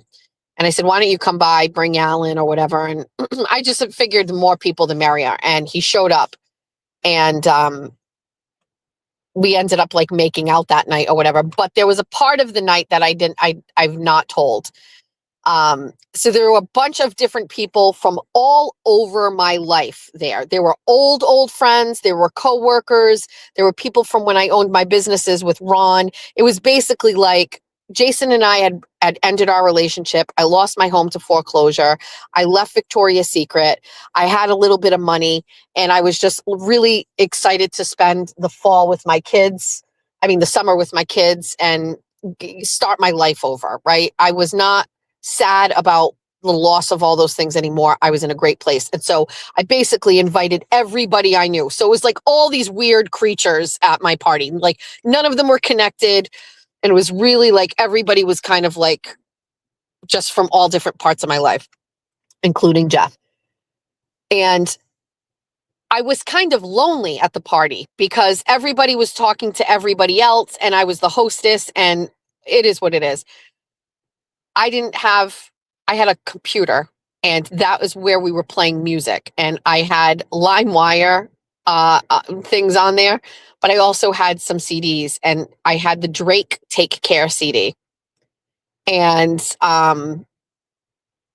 I went over to put music in. And now obviously knowing my husband now and not knowing him back then, music is a big deal. So he came over to me and he was just like, what are you going to play? Can I help pick out music? And I said, I know like a lot of people don't like, but I like Drake. And he's like, I love Drake. And so I was like, great. So I put in Take Care. And what's the name of the song? I'm not even going to, when it's like, I'm too strung out on compliments, overdose on confidence, starting not to give a fuck and stop fearing the consequence. Drinking every night because I drink to my accomplishments. Faded way too long. I'm flowing in and out of consciousness and they said I'm back. I agree with that. I just take my time with all the shit. I still believe in that. When they say I fell off, well, I believe in that. And whatever. Jeff and I rapped that song word for word, face to face in the middle of my dining room with 50 people all around us doing their own thing. And everybody was busy. And there was Jeff and I rapping Drake together. And I was just like, this guy kind of gets me. It's fun. It was fun. Anyway, I've always liked Drake. It's just whatever. I just like Drake. And my kids like fucking Kendrick and they say Drake sucks or whatever. And Jeff and I always put Drake on our playlist when we go to the beach and all of those things like that. But Drake has kind of fallen off. Jeff doesn't like his music lately. He says, we want high energy Drake. You know, like we want God's plan Drake. We want fucking nice for what Drake. We want it's a rolling, not a stopwatch. Don't ever stop. We want that kind of Drake. We want hype Drake. I personally don't care. I'll take Drake however I can. Well, Drake released a new album called Iceman. And I listen, when I listen to new music, whether it's Taylor Swift, whether it's Drake, it doesn't matter. I listen to it at night in my bed. Always thank the Lord for the fucking internet. Somebody already has a visualizer up with the words. I listen to the song one time, two times, one time, then I move on to the next one. And then I go back to the ones that like stood out to me. And Jeffrey, because of who he is as a person, which is very impatient, will listen to something for 30 seconds and go, nope, nope, nope, nope, nope. And every single time I say, could you please just take your time and listen to this and give it a minute or listen to it twice or whatever. So after I listen to it, I 100% know that there are motherfucking bangers on it, even though they are subtly disguised as not being as hype, okay? But Shut the Fuck Up, Janice is amazing, okay? Too Hard for the Motherfucking Radio is amazing. There's great fucking songs on here, and Jeff would not push through it. However, I think a lot of people feel that way. A lot of people, that stuff that Drake puts out recently, a lot of people don't like. They say it's not good or whatever. And I think the best fucking thing in the world happened for Drake. So there is a guy on Instagram, and maybe he's on TikTok, but I'm not on there because the Chinese. And by that, I mean the Chinese spy on you through the fucking TikTok, okay? Not because of Chinese people overall. Let's save that for Proctor. So there's a guy, and he picks up his daughter from school in their SUV every day. She looks like she's a middle school kid. And then he's got a younger son, but the daughter gets in the front seat of the car, and the guy is just so hype. And he's got Drake playing, almost always Drake. And he's got the music loud, and the daughter gets picked up by her dad, gets right in the car, and jumps right into rapping every fucking song by Drake. They do it all the time, every day. And it is such a fun, it's just a fun vibe, and I love watching it, and, it's great. Well, the other day, fucking Drake surprised her in the car and was sitting in the back seat when she got in. And it was obviously one of his new songs. I think it was Shut the Fuck Up, Janice.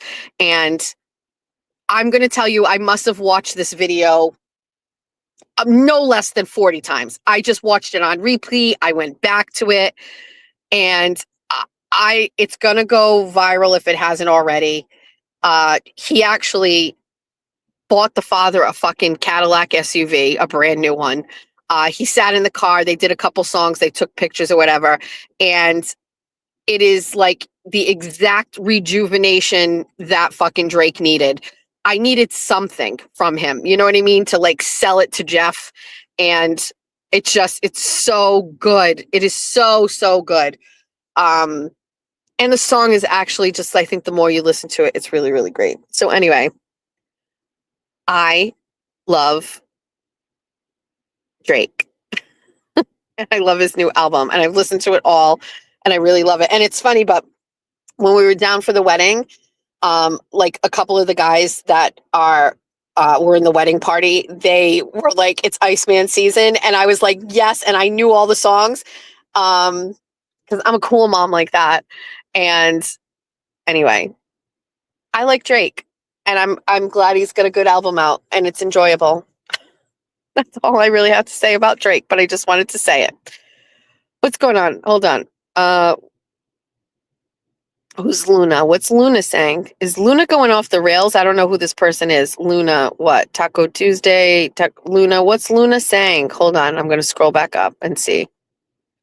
Can we just talk about Ricky Jackson from Ohio, who was just exonerated after being on death row for 39 years since he was 18? He will never get those years back. Okay.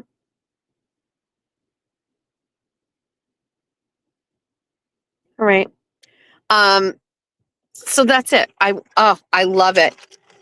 I love it. It's not like it is. Jeff is right. It's not hard like it used to be. It's a little different, but all artists, I mean, he's older. He's a dad now. Shout out Adonis.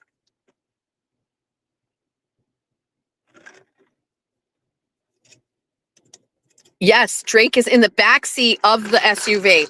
So the dad picks the daughter up from school every day. Hold on. Let me find his name. Let me see if I can get it. Too hot for the fucking radio. Oh, Taylor Swift's releasing a new song today because of Toy Story. I will listen to that later. Karen Reed was on the Today Show.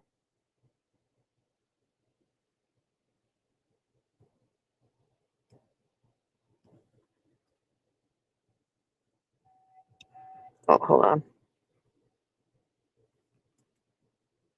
Hold on.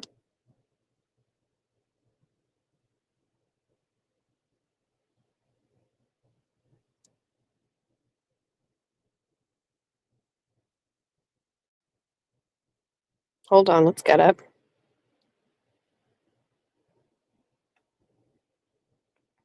Feel that way. I mean, I have lived more low key in the last year. I've just struggled to not have the adrenaline that I had during trial.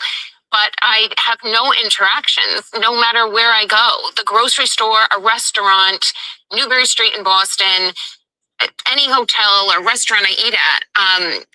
I don't pay for meals. I get discounts everywhere. My parents get help taking groceries. I don't have interactions. I have not seen lots of people. I haven't seen one. The support isn't relegated to what you saw at the courthouse. It's throughout Massachusetts, and it happens when I travel. One person. Not one. Well, there were people. Have you been on the internet? I mean, have you looked at anything? Oh yes, yeah. Okay. I've seen tweets. I have not interacted with anyone, and yes, there were people. There were pink shirts, and there was maybe for every 50 pink shirts, there was someone in a blue shirt who had many of them ties to people on the other side of this case. How do you go through life? That was an interesting. That's interesting. So we heard yesterday that Karen Reed was going to be doing a Today Show exclusive. So Today Show has multiple. Let's go in. Let's see. This was always our plan, that I had to save my own life first. I can't do anything if I'm not free. I had to fight for my freedom for years. And I knew as it unfolded, I was never going to be able to just forget that this happened to me, that I was wronged in this way. I couldn't just go back to life as it was. I have to continue fighting for justice. The acquittal is deserved, but the wrongs have not been completely righted. They've been happening along the way, but I always knew this was going to happen if I could get the help legally to do this. This was always. So that's the first clip that the Today Show has up. Let's go to the next one. John was very easygoing and kind of shy, quiet. And he just liked to watch Boston sports and drink a few beers. And he was funny. He had a really good sense of humor. And he was very dutiful to his niece and nephew. I mean, he did everything. They were involved in anything they wanted to be involved in. And he tried incredibly hard with them and gave up his bachelorhood, changed his trajectory on the Boston Police Department to care for them. So he was incredibly sacrificial. John was. That's the second clip that they have on the Today Show. We know you're fighting the civil suit that's been filed by his family, but if you could talk to his family today, what would you say to him? I don't have anything to say to his family. I interacted with them for several years. John and I had actually dated a long time ago when we were in our early 20s, and I was caring and I believe generous with them, with my time, and we did spend a lot of time together, and they experienced who I am, and they know who I am. We know you're. So that was a question where they're asking her if she could say something to the O'Keefe family. What should she say? And she said she has nothing to them and that they know who she is. And let's talk about John for a second, Karen, because you dated for 2 years. You got so close with his family, his nieces, his nephews. You went on vacation together, right? This is somebody that you loved. And yet I think for a lot of people, somehow he gets lost sometimes in this conversation. Well, he's not lost. He's the reason we're doing this. I think people sometimes wonder, are you doing this for John, or are we trying to go after institutional corruption? Are we trying to get you money damages? What is the goal? John, I gotta stop. This is a tough interview. This is not an easy interview. Let's continue listening. John was the victim of this institutional corruption, and we're the voice for John. And I have lived nearly daily John's final moments, and what happened to him, what was on his phone, what was the temperature of his phone, what was his interactions that I had experienced prior to his death with members of the family that lived in that house. And this all revolves around John. These are not softball questions. And I think one of the things that, I mean, I'm going to go back and we'll have to watch this whole thing. But one of the things that I'm thinking of here is, in a way, especially like with Aiden's interview that he did the other day, the one that he didn't tell everybody about until after it was happening, that guy doesn't really know much about everything. And I said this to Aiden, I find that to be refreshing when you have people on the outside who don't necessarily know every nook and cranny of this case the way that we do. I think it's refreshing to hear what people like kind of gravitate towards. So here we finally get a Today Show interview. It's a year after her acquittal. And these questions I feel are kind of obscure. Also, these are not tough. These are tough questions. They're not easy. And I think it makes me actually, I mean, I haven't listened to the whole thing. We're listening to it in real time together. And these are the excerpts that they have posted on their Instagram as clips, as reels. But it makes me feel like there should be more. You know what I mean? Like, isn't it weird? But I'm feeling like, wow, this story is just starting because it's on the Today Show. And I never would have thought that. I've always felt like the story is over. You know what I mean? I don't have much interest in the civil case, not because I don't want to. It's just because it's not keeping my attention. But here we are. This interview is kind of making me feel like, wait, are we a year later? Are we just kind of getting this jump started again? It's kind of interesting. Let's listen. Let's talk about John for a second, Karen. Because I don't think we're done discussing law enforcement, corruption, what's wrong with Massachusetts, where else is it? So let's say you win the civil suit. Then what comes next for you personally? Personally, I'd like to keep talking about what I've experienced. I haven't really been free enough, especially with all these lawsuits, to say all that I've experienced. And I think it would be a waste for me to just disappear and go live on an island, although I would like to do that. I don't think we're done discussing.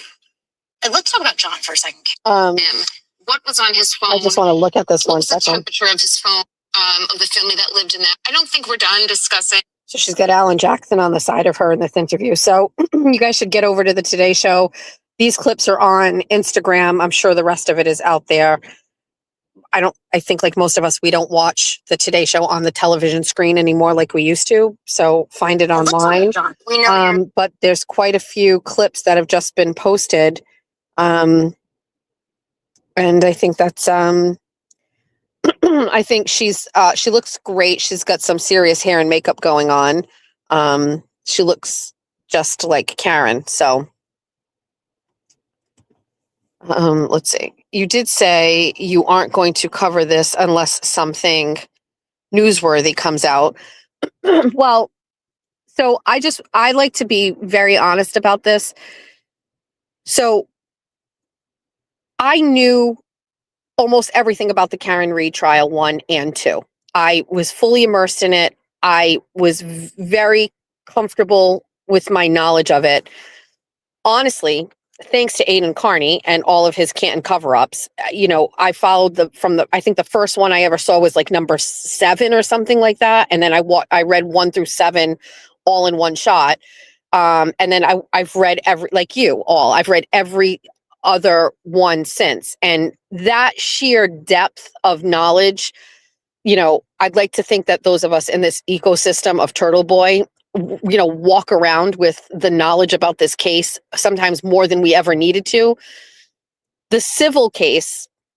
So number 1, unfortunately, Aiden doesn't write about it. So we don't get the Cliff Notes version of it. Number 2, civil case is far more complex and complicated legally than I think a criminal case. You and I watch stories on Dateline. You guys have your law tubers. We follow criminal cases all the time. But it is hard to follow civil cases because we don't know the law the way that we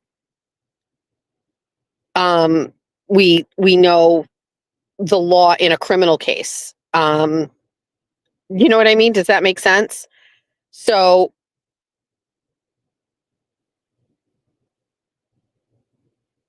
hold on. Stop it.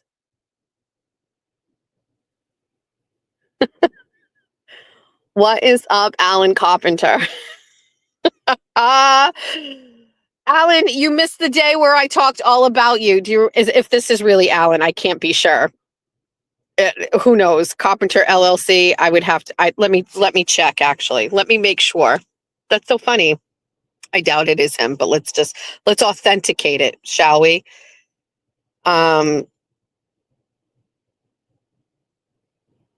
Give me a second. Let me check.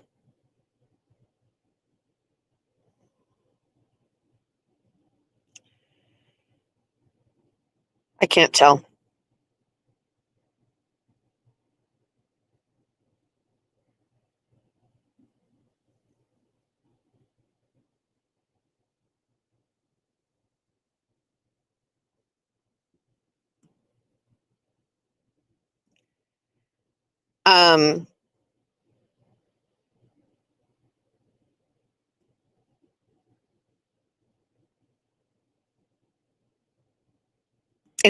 He said it was him. Alan Carpenter, you missed the show where I talked about how we went on our date and then you came back to my house. You rummaged through my freezer. You found Elio's pizza. You threw it in my microwave on no plate and you ate it. And then you went into the living room and pulled your penis out. Happy Friday. So anyway, do you still approve your name being used in this? Hi, Nancy. Good morning.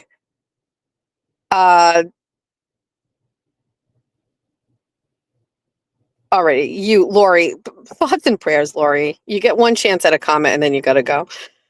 Yes, it's pizza, Alan. Yes, that's exactly who. Yes, Erin, Ashley, you remember. Yes, it's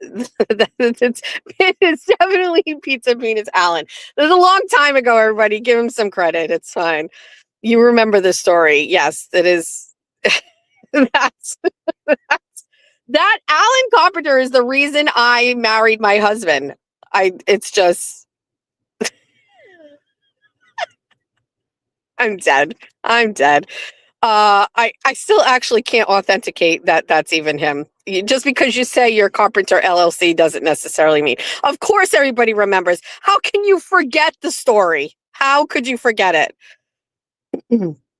You forgot the pizza part. That was the craziest thing. He was like some sort of like caged animal. He walked right into my house and he went right into the freezer and he's like, "Oh, I love Elios." He took the Elios out and just threw it in the microwave with no fucking plate.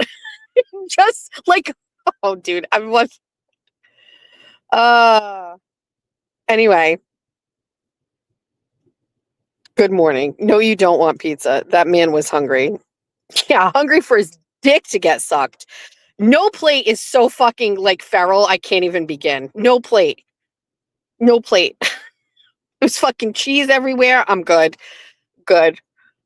Anyway, yes, it was hot, Misty. The whole thing was so chaotic. It was just chaotic. But I always have a soft spot for Alan because he if it wasn't for him, I would not know Jeffrey Machado. That's it. Where can you watch that clip? The clip of me talking, who knows? It's buried somewhere deep in 24 on 24 lore. I have no Oh, that Alan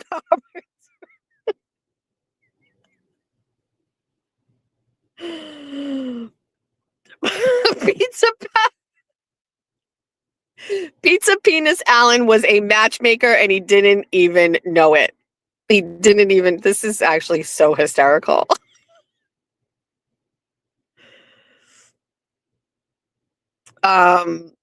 So funny. I don't remember where I have no idea. Listen, when you do 4-hour shows and 7:30 in the morning and you drive around and you just ramble and you do like a stream of consciousness, it just anything can happen. I have no idea where it is. All right. So anyway, if you haven't seen, Karen Reed has an interview finally at the Today Show, almost a year later after her acquittal. She's finally talking. I mean, it's a good time. You've got the Proctor text coming out. I'm curious to see if they even do talk. Did they talk about the Proctor text today? I'll never forget that story. I was picking up my dog's poop while dying laughing like an idiot. Yeah, well, I know that I try to tell stories that are very relatable, but I would venture to say that absolutely nobody here in this chat ever went out on a blind date set up by their sister with a guy who drove a Lotus, who went out, drank, came home, threw Elio's pizza in your microwave and then on no plate, and then went into the living room, sat down on your couch with it, and then pulled his dick out of his pants and was like, you're gonna get to work? I would suspect that absolutely none of you have ever experienced that. Yes, he drove a Lotus. Yes. Yes, he drove a Lotus. uh,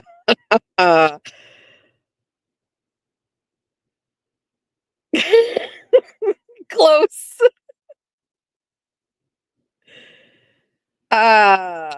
Anyway. It must have worked at least once. Yeah, but it stopped right there with Jessica. I was like, absolutely not. I mean, I'll be honest with you. If he had driven, because I ended up driving, not the Lotus, my own vehicle. If I had driven and I had a couple, if I hadn't driven and I had a couple drinks, who knows? Who knows? But the misstep here on the chessboard was that he had me drive. So I was not nearly as sauced as much as I needed to be able to say yes to any of that. I agree with this. I want to watch it. The interview is calculated to make Karen look bad. You can see the disgust on Alan's face at the end of the interview. So we've only just seen the clips in real time here with each other. My gut instinct is that this was not an easy interview and that these questions were set up not for success. What I did see, it looked like she navigated through them well.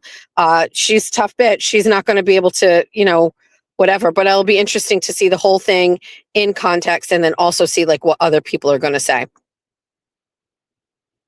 Hold on one second. Hold on. I just saw something I've absolutely got to read. I met a guy online years ago that invited me over on 4th of July. He opened the door and then put a towel down, on his living room floor. poured two bottles of baby powder all over the towel, took his, where's the second part? I need the second part. Hold on. Took his pants off and proceeded to dry hump the baby powder. I left immediately. What? What?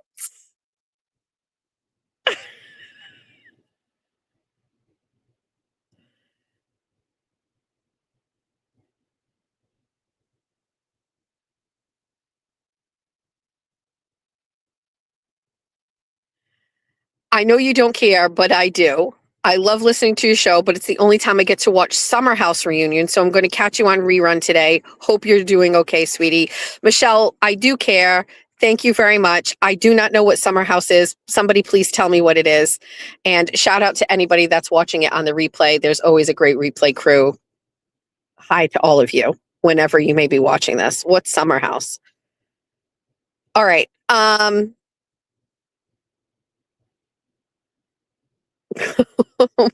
sorry, what? Rosie, you probably win. You win. My sister set me up with some guy who killed his father. Well, TT would never. TT would never. Happy Pride. Happy Pride. All right, where else? Whatever else we got going on. Okay, it is what time? It's 8:00. So we have a little situation on our hands today. We got to go handle it right this minute. It happened late yesterday afternoon. Sweetles was turning up the corner to come up our street, and I don't know exactly what happened, but he hit the curb and he got a popped tire. So we are going to change that tire, put on the spare, and then he is going to go head over to Jimmy's tire Jimmy's Tire, shout out Jimmy's Tire in Duval Street, and go and get a new used tire. So we have to do that. He already just wandered out and saw me in the driveway, and he's like, okay, are we ready to work on this? So Sweetles was feeling pretty upset yesterday about it, only because I am an oversharer and I want to tell everybody everything about my life. So Jack came in distraught about it. I was on the phone with the Brian Shortsleeve team. I said, I need 10 minutes, Jack. I got off the phone and he was supposed to be going to dinner with Abby, his girlfriend. And he said, you know, I popped the tire. Abby was here. They were going in her car. I said, okay, we'll handle it. I called Jeff. Jeff had a very bad day at work yesterday, and had a bunch of stuff that was kind of, it was, and just like everything in this household, none of it was his fault, because nothing's ever my fault either, because that's who we are as people. He was having a really bad day. I knew most likely what was going to happen if I called and said Jack had a flat tire. I did it anyway. And I said, I need you to change Jack's flat tire. And he pushed back with attitude immediately. And I literally just fucking laid into him. And I was like, this is life. This is what happens. I don't need attitude. It sucks. We have to do it. We got to get it done. And I said, just forget it. I'll handle it myself, because I'm just not going to deal with like attitude. Every day I have to fake it until I make it in this house and shield my family from the majority of the bad fucking shit that's going on in my life or my fucking arena where I live on the YouTube world or whatever. And I try not to make anybody feel bad about problems. I want my kids to know that if something happens, we're here for you. We will fix it. My husband needs to be coached on that. And so basically I was like, just fucking forget it. We'll do it ourselves. So now it's the morning. Jack has nothing to do today. I told him I needed to work this morning. We are going to change this tire. Very simply, he has a small little Mazda hatchback. We're going to put on the spare and he's going to go and get a new tire. I'm going to show him how to fucking take change the tire and put on a spare. That's it. We're going to show him how to do that. You need to have that skill set. So Jack's already wandering around looking through the door at me. I'm like, dude, I'm coming. So we're going to hang up with this. We're going to go change a fucking tire. We're going to, if I can't get the lug nuts off, then we're going to fucking call AAA and they're going to come down and do it. And then he's going to go zoom to go get a new tire. Life is tough, but it's not that tough. Imagine being little old Jess Machado with no family, no friends around to call and having nobody to fucking help you when this shit happens, right? Could be worse. All right. Thanks for navigating through. Listen, if you are a fan and you don't like this chapter of my life on the internet with Jessica Walsh and Baker, I 100% understand. Number two, if you are a hater and you are just here to like burn it all and crash it down, the only thing I ask for you is to really, really think about whether or not you know everything about this situation.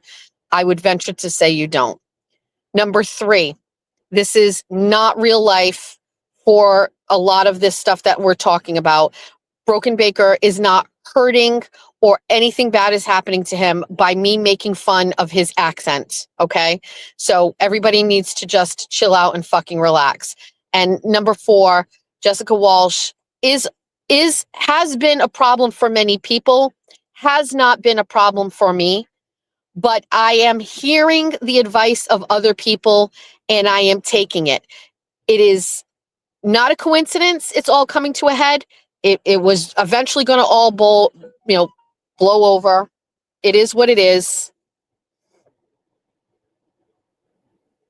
Who's texting me? Oh God.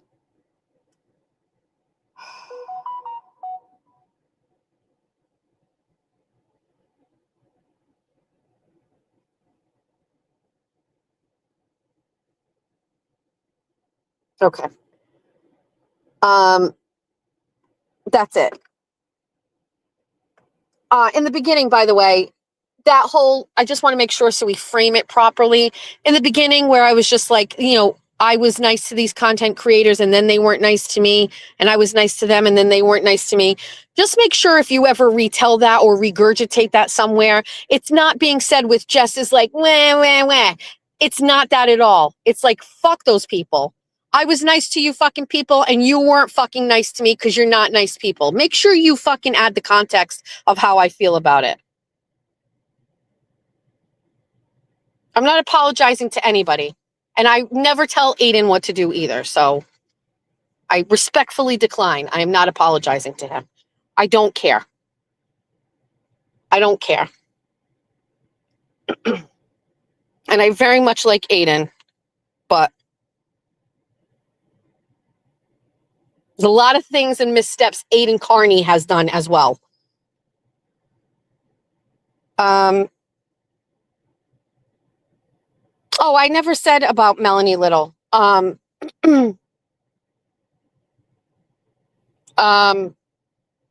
never said a bad word about Melanie Little. I know there are some people in the world that don't like Melanie Little.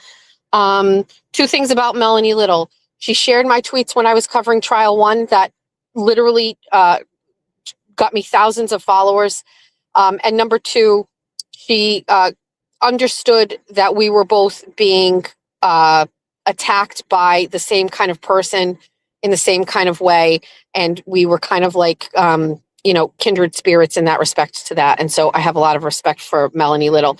And it is also Melanie Little's approach to things, which I don't watch her because, again, I just don't have the time. But some of her very best followers who happen to be my followers have shared with me like her approach to things and the cesspool on X and getting off of it. And that actually did contribute to my decision to remove the X app from my phone, if that makes sense. So does that make sense? Also, by the way, if you're a follower and fan of mine, you can definitely still be following and be a fan of Baker. I have never, ever told people they can't do anything or act that way. For fuck's sake, Jimmy was friends with Jim Altman when I became friends with him. Not one time did I ever pick up the phone and tell Jimmy, in order to be friends with me, you can't be friends with her. I'm not a jealous person. I don't care. Like there was some statements being made about me being, I am not jealous. My biggest competition is myself. This change that I'm doing for the summer with George's school changing and everything, this is to level up myself. Listen, you want to say that I'm a jealous person or I'm jealous of people's, whatever, take a real authentic look at what I do. Take a real, I don't know who this is. Hold on. Hello. Yes. Who is this? Oh, hi, how are you?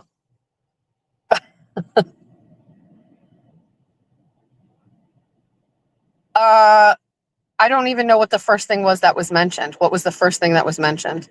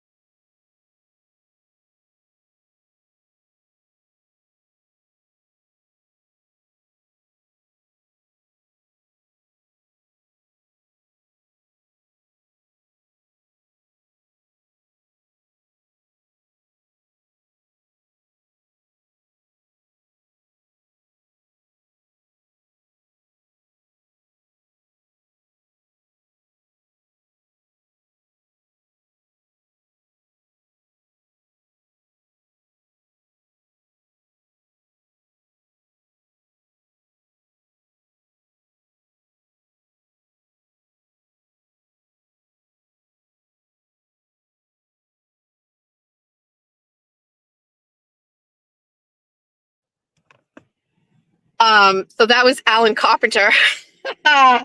I guess someone messaged him and was like, Jess Machado's talking shit about you. And he's like, can you give me the background on what's happening? And I was like, what? Dude, only have spoken about you with fun and kindness and absolutely nothing remotely about that. I was like, I told the story about you coming to my house and pizza. And he was like, oh, I don't even remember the pizza part. And I was like, exactly. I was like, nobody is chat. Just make sure you're nice to Pizza Allen. That's all I'm going to ask. Nobody was saying anything, but I can't believe somebody is whatever. It's with the nicest of fucking, he's not sending a cease and desist. I can't believe somebody messaged him. And he's like, I'm asking you, like, what are you talking about? And I was like, the day you came to my house and you took your dick out. And he's like, oh, that's okay. This is exactly what I was trying to say. I just couldn't really say it. It was nice catching up with him, though. He's doing very well. He's come a long way in the past 15 years. But shout out to Pizza Allen. Jesus Christ, you bitches are crazy. Jesus Christ. That's the first time I've talked to him since that day. That date. Jesus.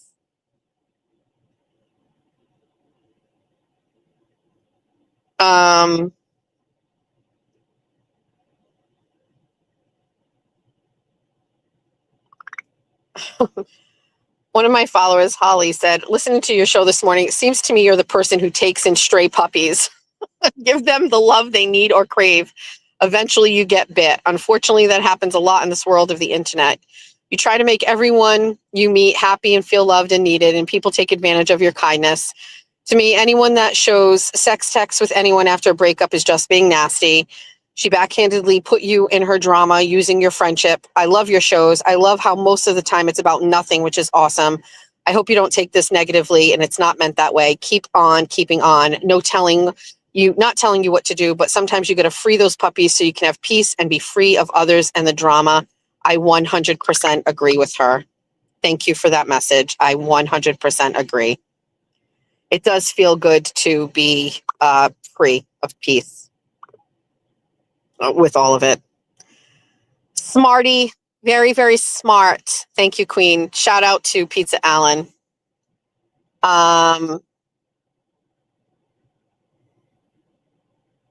Everybody leave Alan alone. No, no, Alan in the chat. Everybody be nice to Alan. Alan, do you still cook your pizza like that? Spicy Misty said it right. Alan's a fucking legend. Just save beta fish, not humans. He is loved here. He was, when I told the story, nobody ever said a bad word about him. But that is the first time I've spoken to Alan in a really, really long time. He just told me where he was working. And I was this close to just turning the car around and driving by and getting a picture for all you ladies. But I think Alan's married now and has a family, and he's doing really well. So shout out to Pizza Allen. Just Pizza Allen, not Pizza Penis Allen, please. Just we'll get an Elio's emoji that we can use. Is Alan hot? Alan's hot. Alan's a very good looking. Yes, leave me alone. Alan is a good looking guy. My husband is hotter and is definitely more my style. Jeff is tall and dark hair and dark eyes, and Alan was shorter with lighter hair and lighter eyes, I think, from what I can remember. But yeah, just Pizza Alan, please. But I'm sure the chat can tell him. Look at this. This is true narcissist. Don't come see me. Leave me alone. Here's exactly where I am. Here's exactly where I am. No. Don't come see me. Don't come find me. No. Nobody come see me. But if you want to come see me, I am going to pull up my t-shirt and show you my muscles while I am working at the Swansea Town Hall today between 9 and 3 p.m.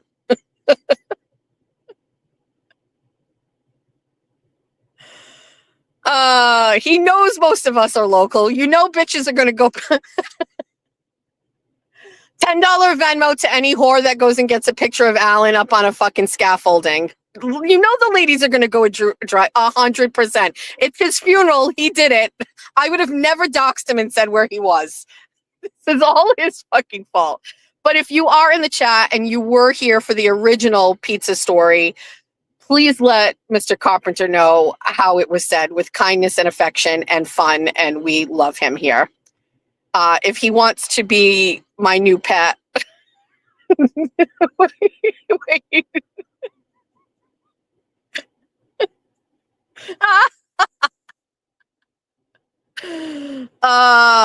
Wait till I tell Jeff. Yes, it was kindness and affection. I didn't say a bad word about him. Oh, Arkansas Besties entered the chat. PPA. That's it. He has a nickname. Here we go. Here we fucking go. Anyway, that's enough about Alan Carpenter LLC, who is currently working. I'm not getting in the car. Somebody literally just fucking texted me, get in the car and go get a picture. I'm not doing it. No, not today. However, if he's working at Swansea Town Hall, sounds like he's there for a while. We can maybe do listen, we can do a traditional 1990s drive-by if you'd like. We're not doing it today.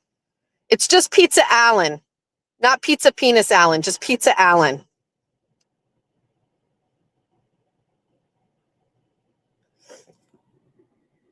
Good morning, Scott. Chat, on my end, I see 3,194 people here. That's a little scary considering we've been doing this for 3 hours. We're not doing a Pizza Allen drive-by. Absolutely not full frontal lobotomy. You don't own me. I can't even justify this. He does not work at Pizza Palace. No, no, no. He's in construction, ladies. He is in construction.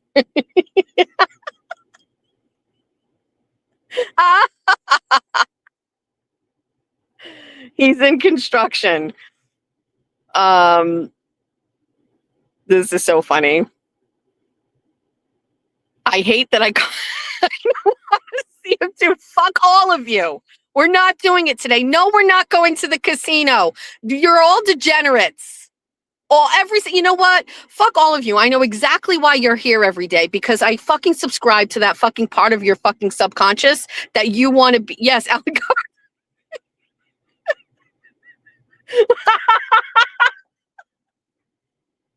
Alan Carpenter is really a carpenter. And also, somebody just said, no, we are not putting it all on black. But hold on, where's the comment that I'm dying about? Someone said, does he have a torch?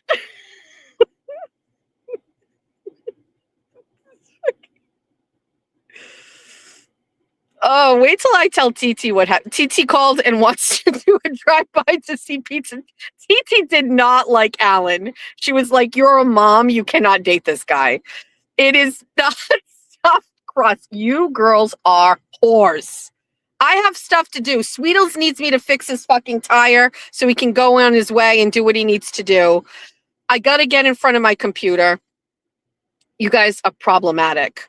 You're all problem. Did he at least clean the microwave plate after? What? Absolutely not. I threw him out of my house. I'm not sucking dick on the first date. And he had pizza and cheese all over his hands. Just no. Absolutely did not do that. You guys are so ridiculous. Boy, we turned this fucking show around. TT said drive-by so I can get my satisfaction. I'm not going to do a drive-by right now. I'm not doing it. You're a whore. Oh, this one. This is actually, this is the most surprising whore of them all. I've seen the video. I've seen it. She's the worst. She walks around as a very attractive, high-functioning member of society with wealth, but she cannot deny the whoredom that she is. Fuck it, we'll do it live. We're not doing it live. No, Lauren, no. I would venture to say you're in the car on your way because you know exactly where he is and you know who he is. Can somebody tell me why people are unsubscribing? Hold on, what does this say?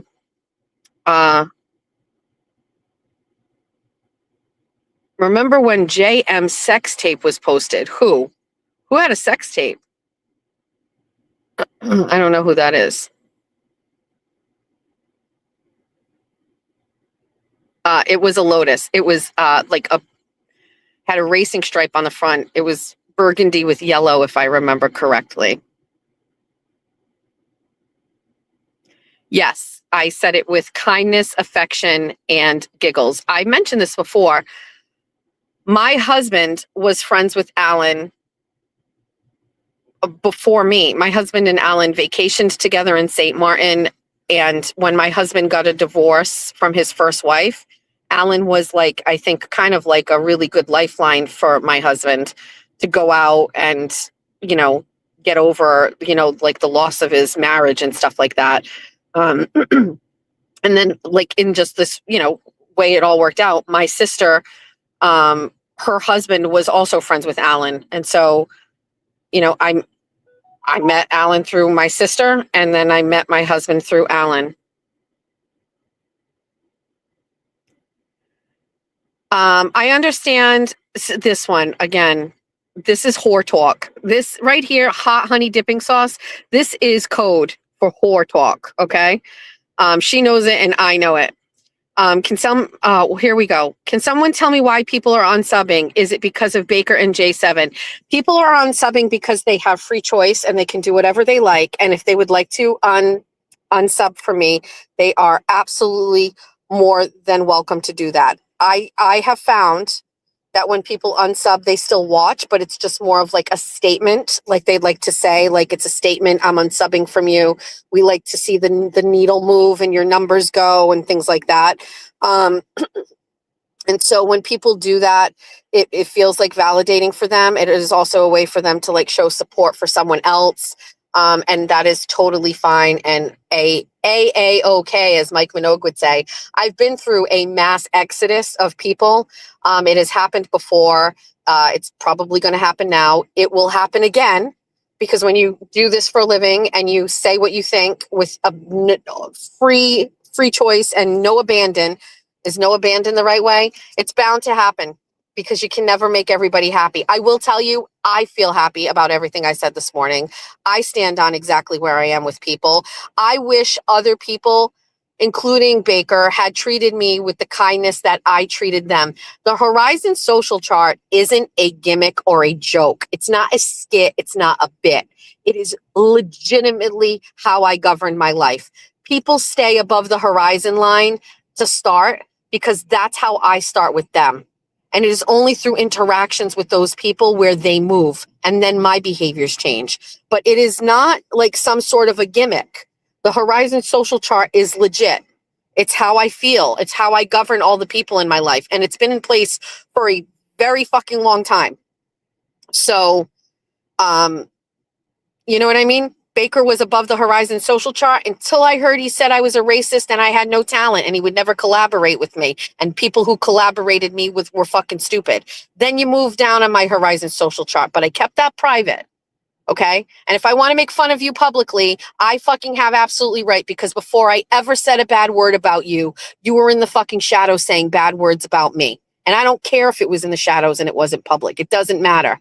I knew it existed and he's also never denied it. Okay.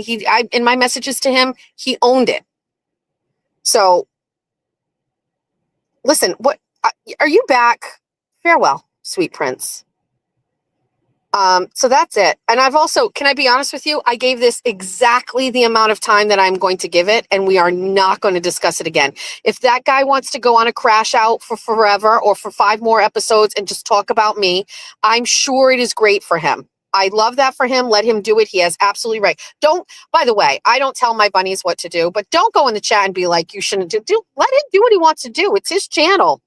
I don't want people coming into my channel and doing that. You know that. Does that make sense? All right. So today's Friday. We obviously have a couple of things that we need to do. And that's it. I appreciate this text message. Great, great point. And what I think Baker probably understands is that this drama that he does also gets him the views.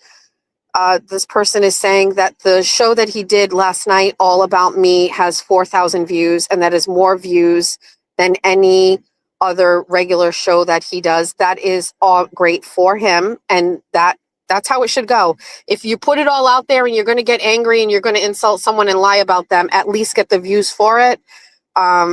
And so I don't know if the person who's texting me this is trying to like provoke me to say something.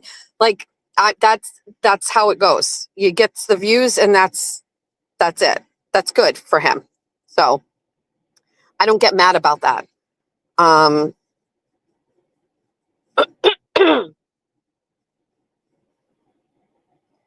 Yeah, he was vicious last night, so it earned him lots of views. I promise you, please understand when I say this, I do not care. I don't care. The same way once I gave my 2 cents about LTL and I moved on, I don't care. I don't interact anymore. I don't do anything. Now, I guess I should close it out and say, by the way, the only time I have ever been the person in the forefront and moving towards saying something unkind about someone was Brian LTL. He is the only person that I moved the Horizon social chart for him and moved him on my own without being provoked. However, I stand by that. And I think it's just come out to have been the right move. But if I am guilty of anything, it was. I came after Brian. I exposed what he was about, and I probably didn't need to. Some people say I felt I needed a clean slate, a clean break from him, and I did it, but it was unprovoked. He is the only person in this whole ecosystem that was not out there shit talking me. And I went out and I said my fucking truth journey about him. That being said, I was right, wasn't I? Besties, have a great Friday. Thanks for joining me. We will be back on Monday for 24 on 24. And we're getting closer to a little bit of restructuring. TikTok school's almost over. We're going to be changing things up a little bit. And I just wanted to remind you all of that. Second thing, I just need to tell you, because we are no longer on X like the way that we were, we have fully pivoted over to rebuilding our Facebook page. Some people are saying they can't find the way to friend request me on Facebook. That's my personal page. I was accepting some friend requests, but there is a Jess Machado Show Facebook page. Follow that. That is going to be the one we're going to be using. So start getting ready for that. We are eligible for monetization. We're going to start, I don't know how that works. I know nothing about it. I don't know if it's lucrative or not. But once I moved it over to the business side, I just started getting a lot of emails. So when I said today, I got to get on the computer and I've got to do it. Shout out to just a couple people. If you send me an email about merch, I want to let you know I emailed you. So check your inbox. I did dig deep on one merch that wasn't getting sent, and I found Printful, not Shopify, but Printful puts a hold on something if they can't verify the address. And so I found a hold on one that this person ordered something on May 1st. The order was just stagnant. On May 28th, Printful put a hold on it because they couldn't verify the address. I had to submit a request yesterday for them to lift the hold, but then I spent some time looking and I found that I actually can manually remove the hold myself. So the first thing is they want you to request the hold to be removed, but I was feeling what, this is taking too long. I spent more time on it and I actually manually removed the hold. So that's something I've never seen before. I'm not aware of it. I am going to go look and see. Everything does seem to be moving way slower than it was before. I don't know if that's because we're not selling as much merch as we were before. I'm not really sure. Every single solitary one is still in the queue and still moving, but it is just way slower. We issued Dijon's asked for a refund because it got shipped to a completely different address. On my end, it was showing that it was pending. If you're saying you got it, then it finally moved to refund, and I'm glad for that. It's just, I don't know. Again, we're dealing with two different platforms, Shopify and Printful. So if you have an issue and you emailed me, check your email because I did respond to you. And I think we're okay. That's it. If you happen to drive by Swansea Town Hall and you find Alan Carpenter, take a pic and post it. Bye, besties. Have a great weekend. It's all your favorite Jess Machado songs on one CD. Wake up in the morning feeling like P. Diddy. Grab my glasses, I'm out the door. I'm gonna hit this city. Before I leave, brush my teeth, say goodbye to Jack. When I leave for Bunny After Dark, I'm not coming back. It's all the hits you've always loved in one place. Just so everyone knows, it's alright because I got Jeff his new guitar. And that's okay, cause my family is the best thing for me. Whether you're singing in the car by yourself or hanging out with your besties, there's a song for everybody. How much is that coffee at Society? Last week it was 50 cents less. How much is that coffee at Society? I don't care if this causes a mess. Recruiting seagulls, dishing about politics, or just straight up gossiping, this is the CD for you. One low price of $19.99. The chat I can't see. I'm driving and the sun's in my eyes. I love 24 on 24. I said I'm getting all the views. Sorry, Brian and Crawford, I told you before. Don't fuck with me, I'm a Fall River whore. Don't fuck with this Fall River whore. All songs, all decades, all moods, all Jess. I got a new life, you'd hardly recognize me. I'm so glad that Kayla Churchill and Jen Altman are not in my life. I don't care about all of my stupid haters. That is right. Eat my asshole. I saw the sign. It opened up my eyes. I saw the sign.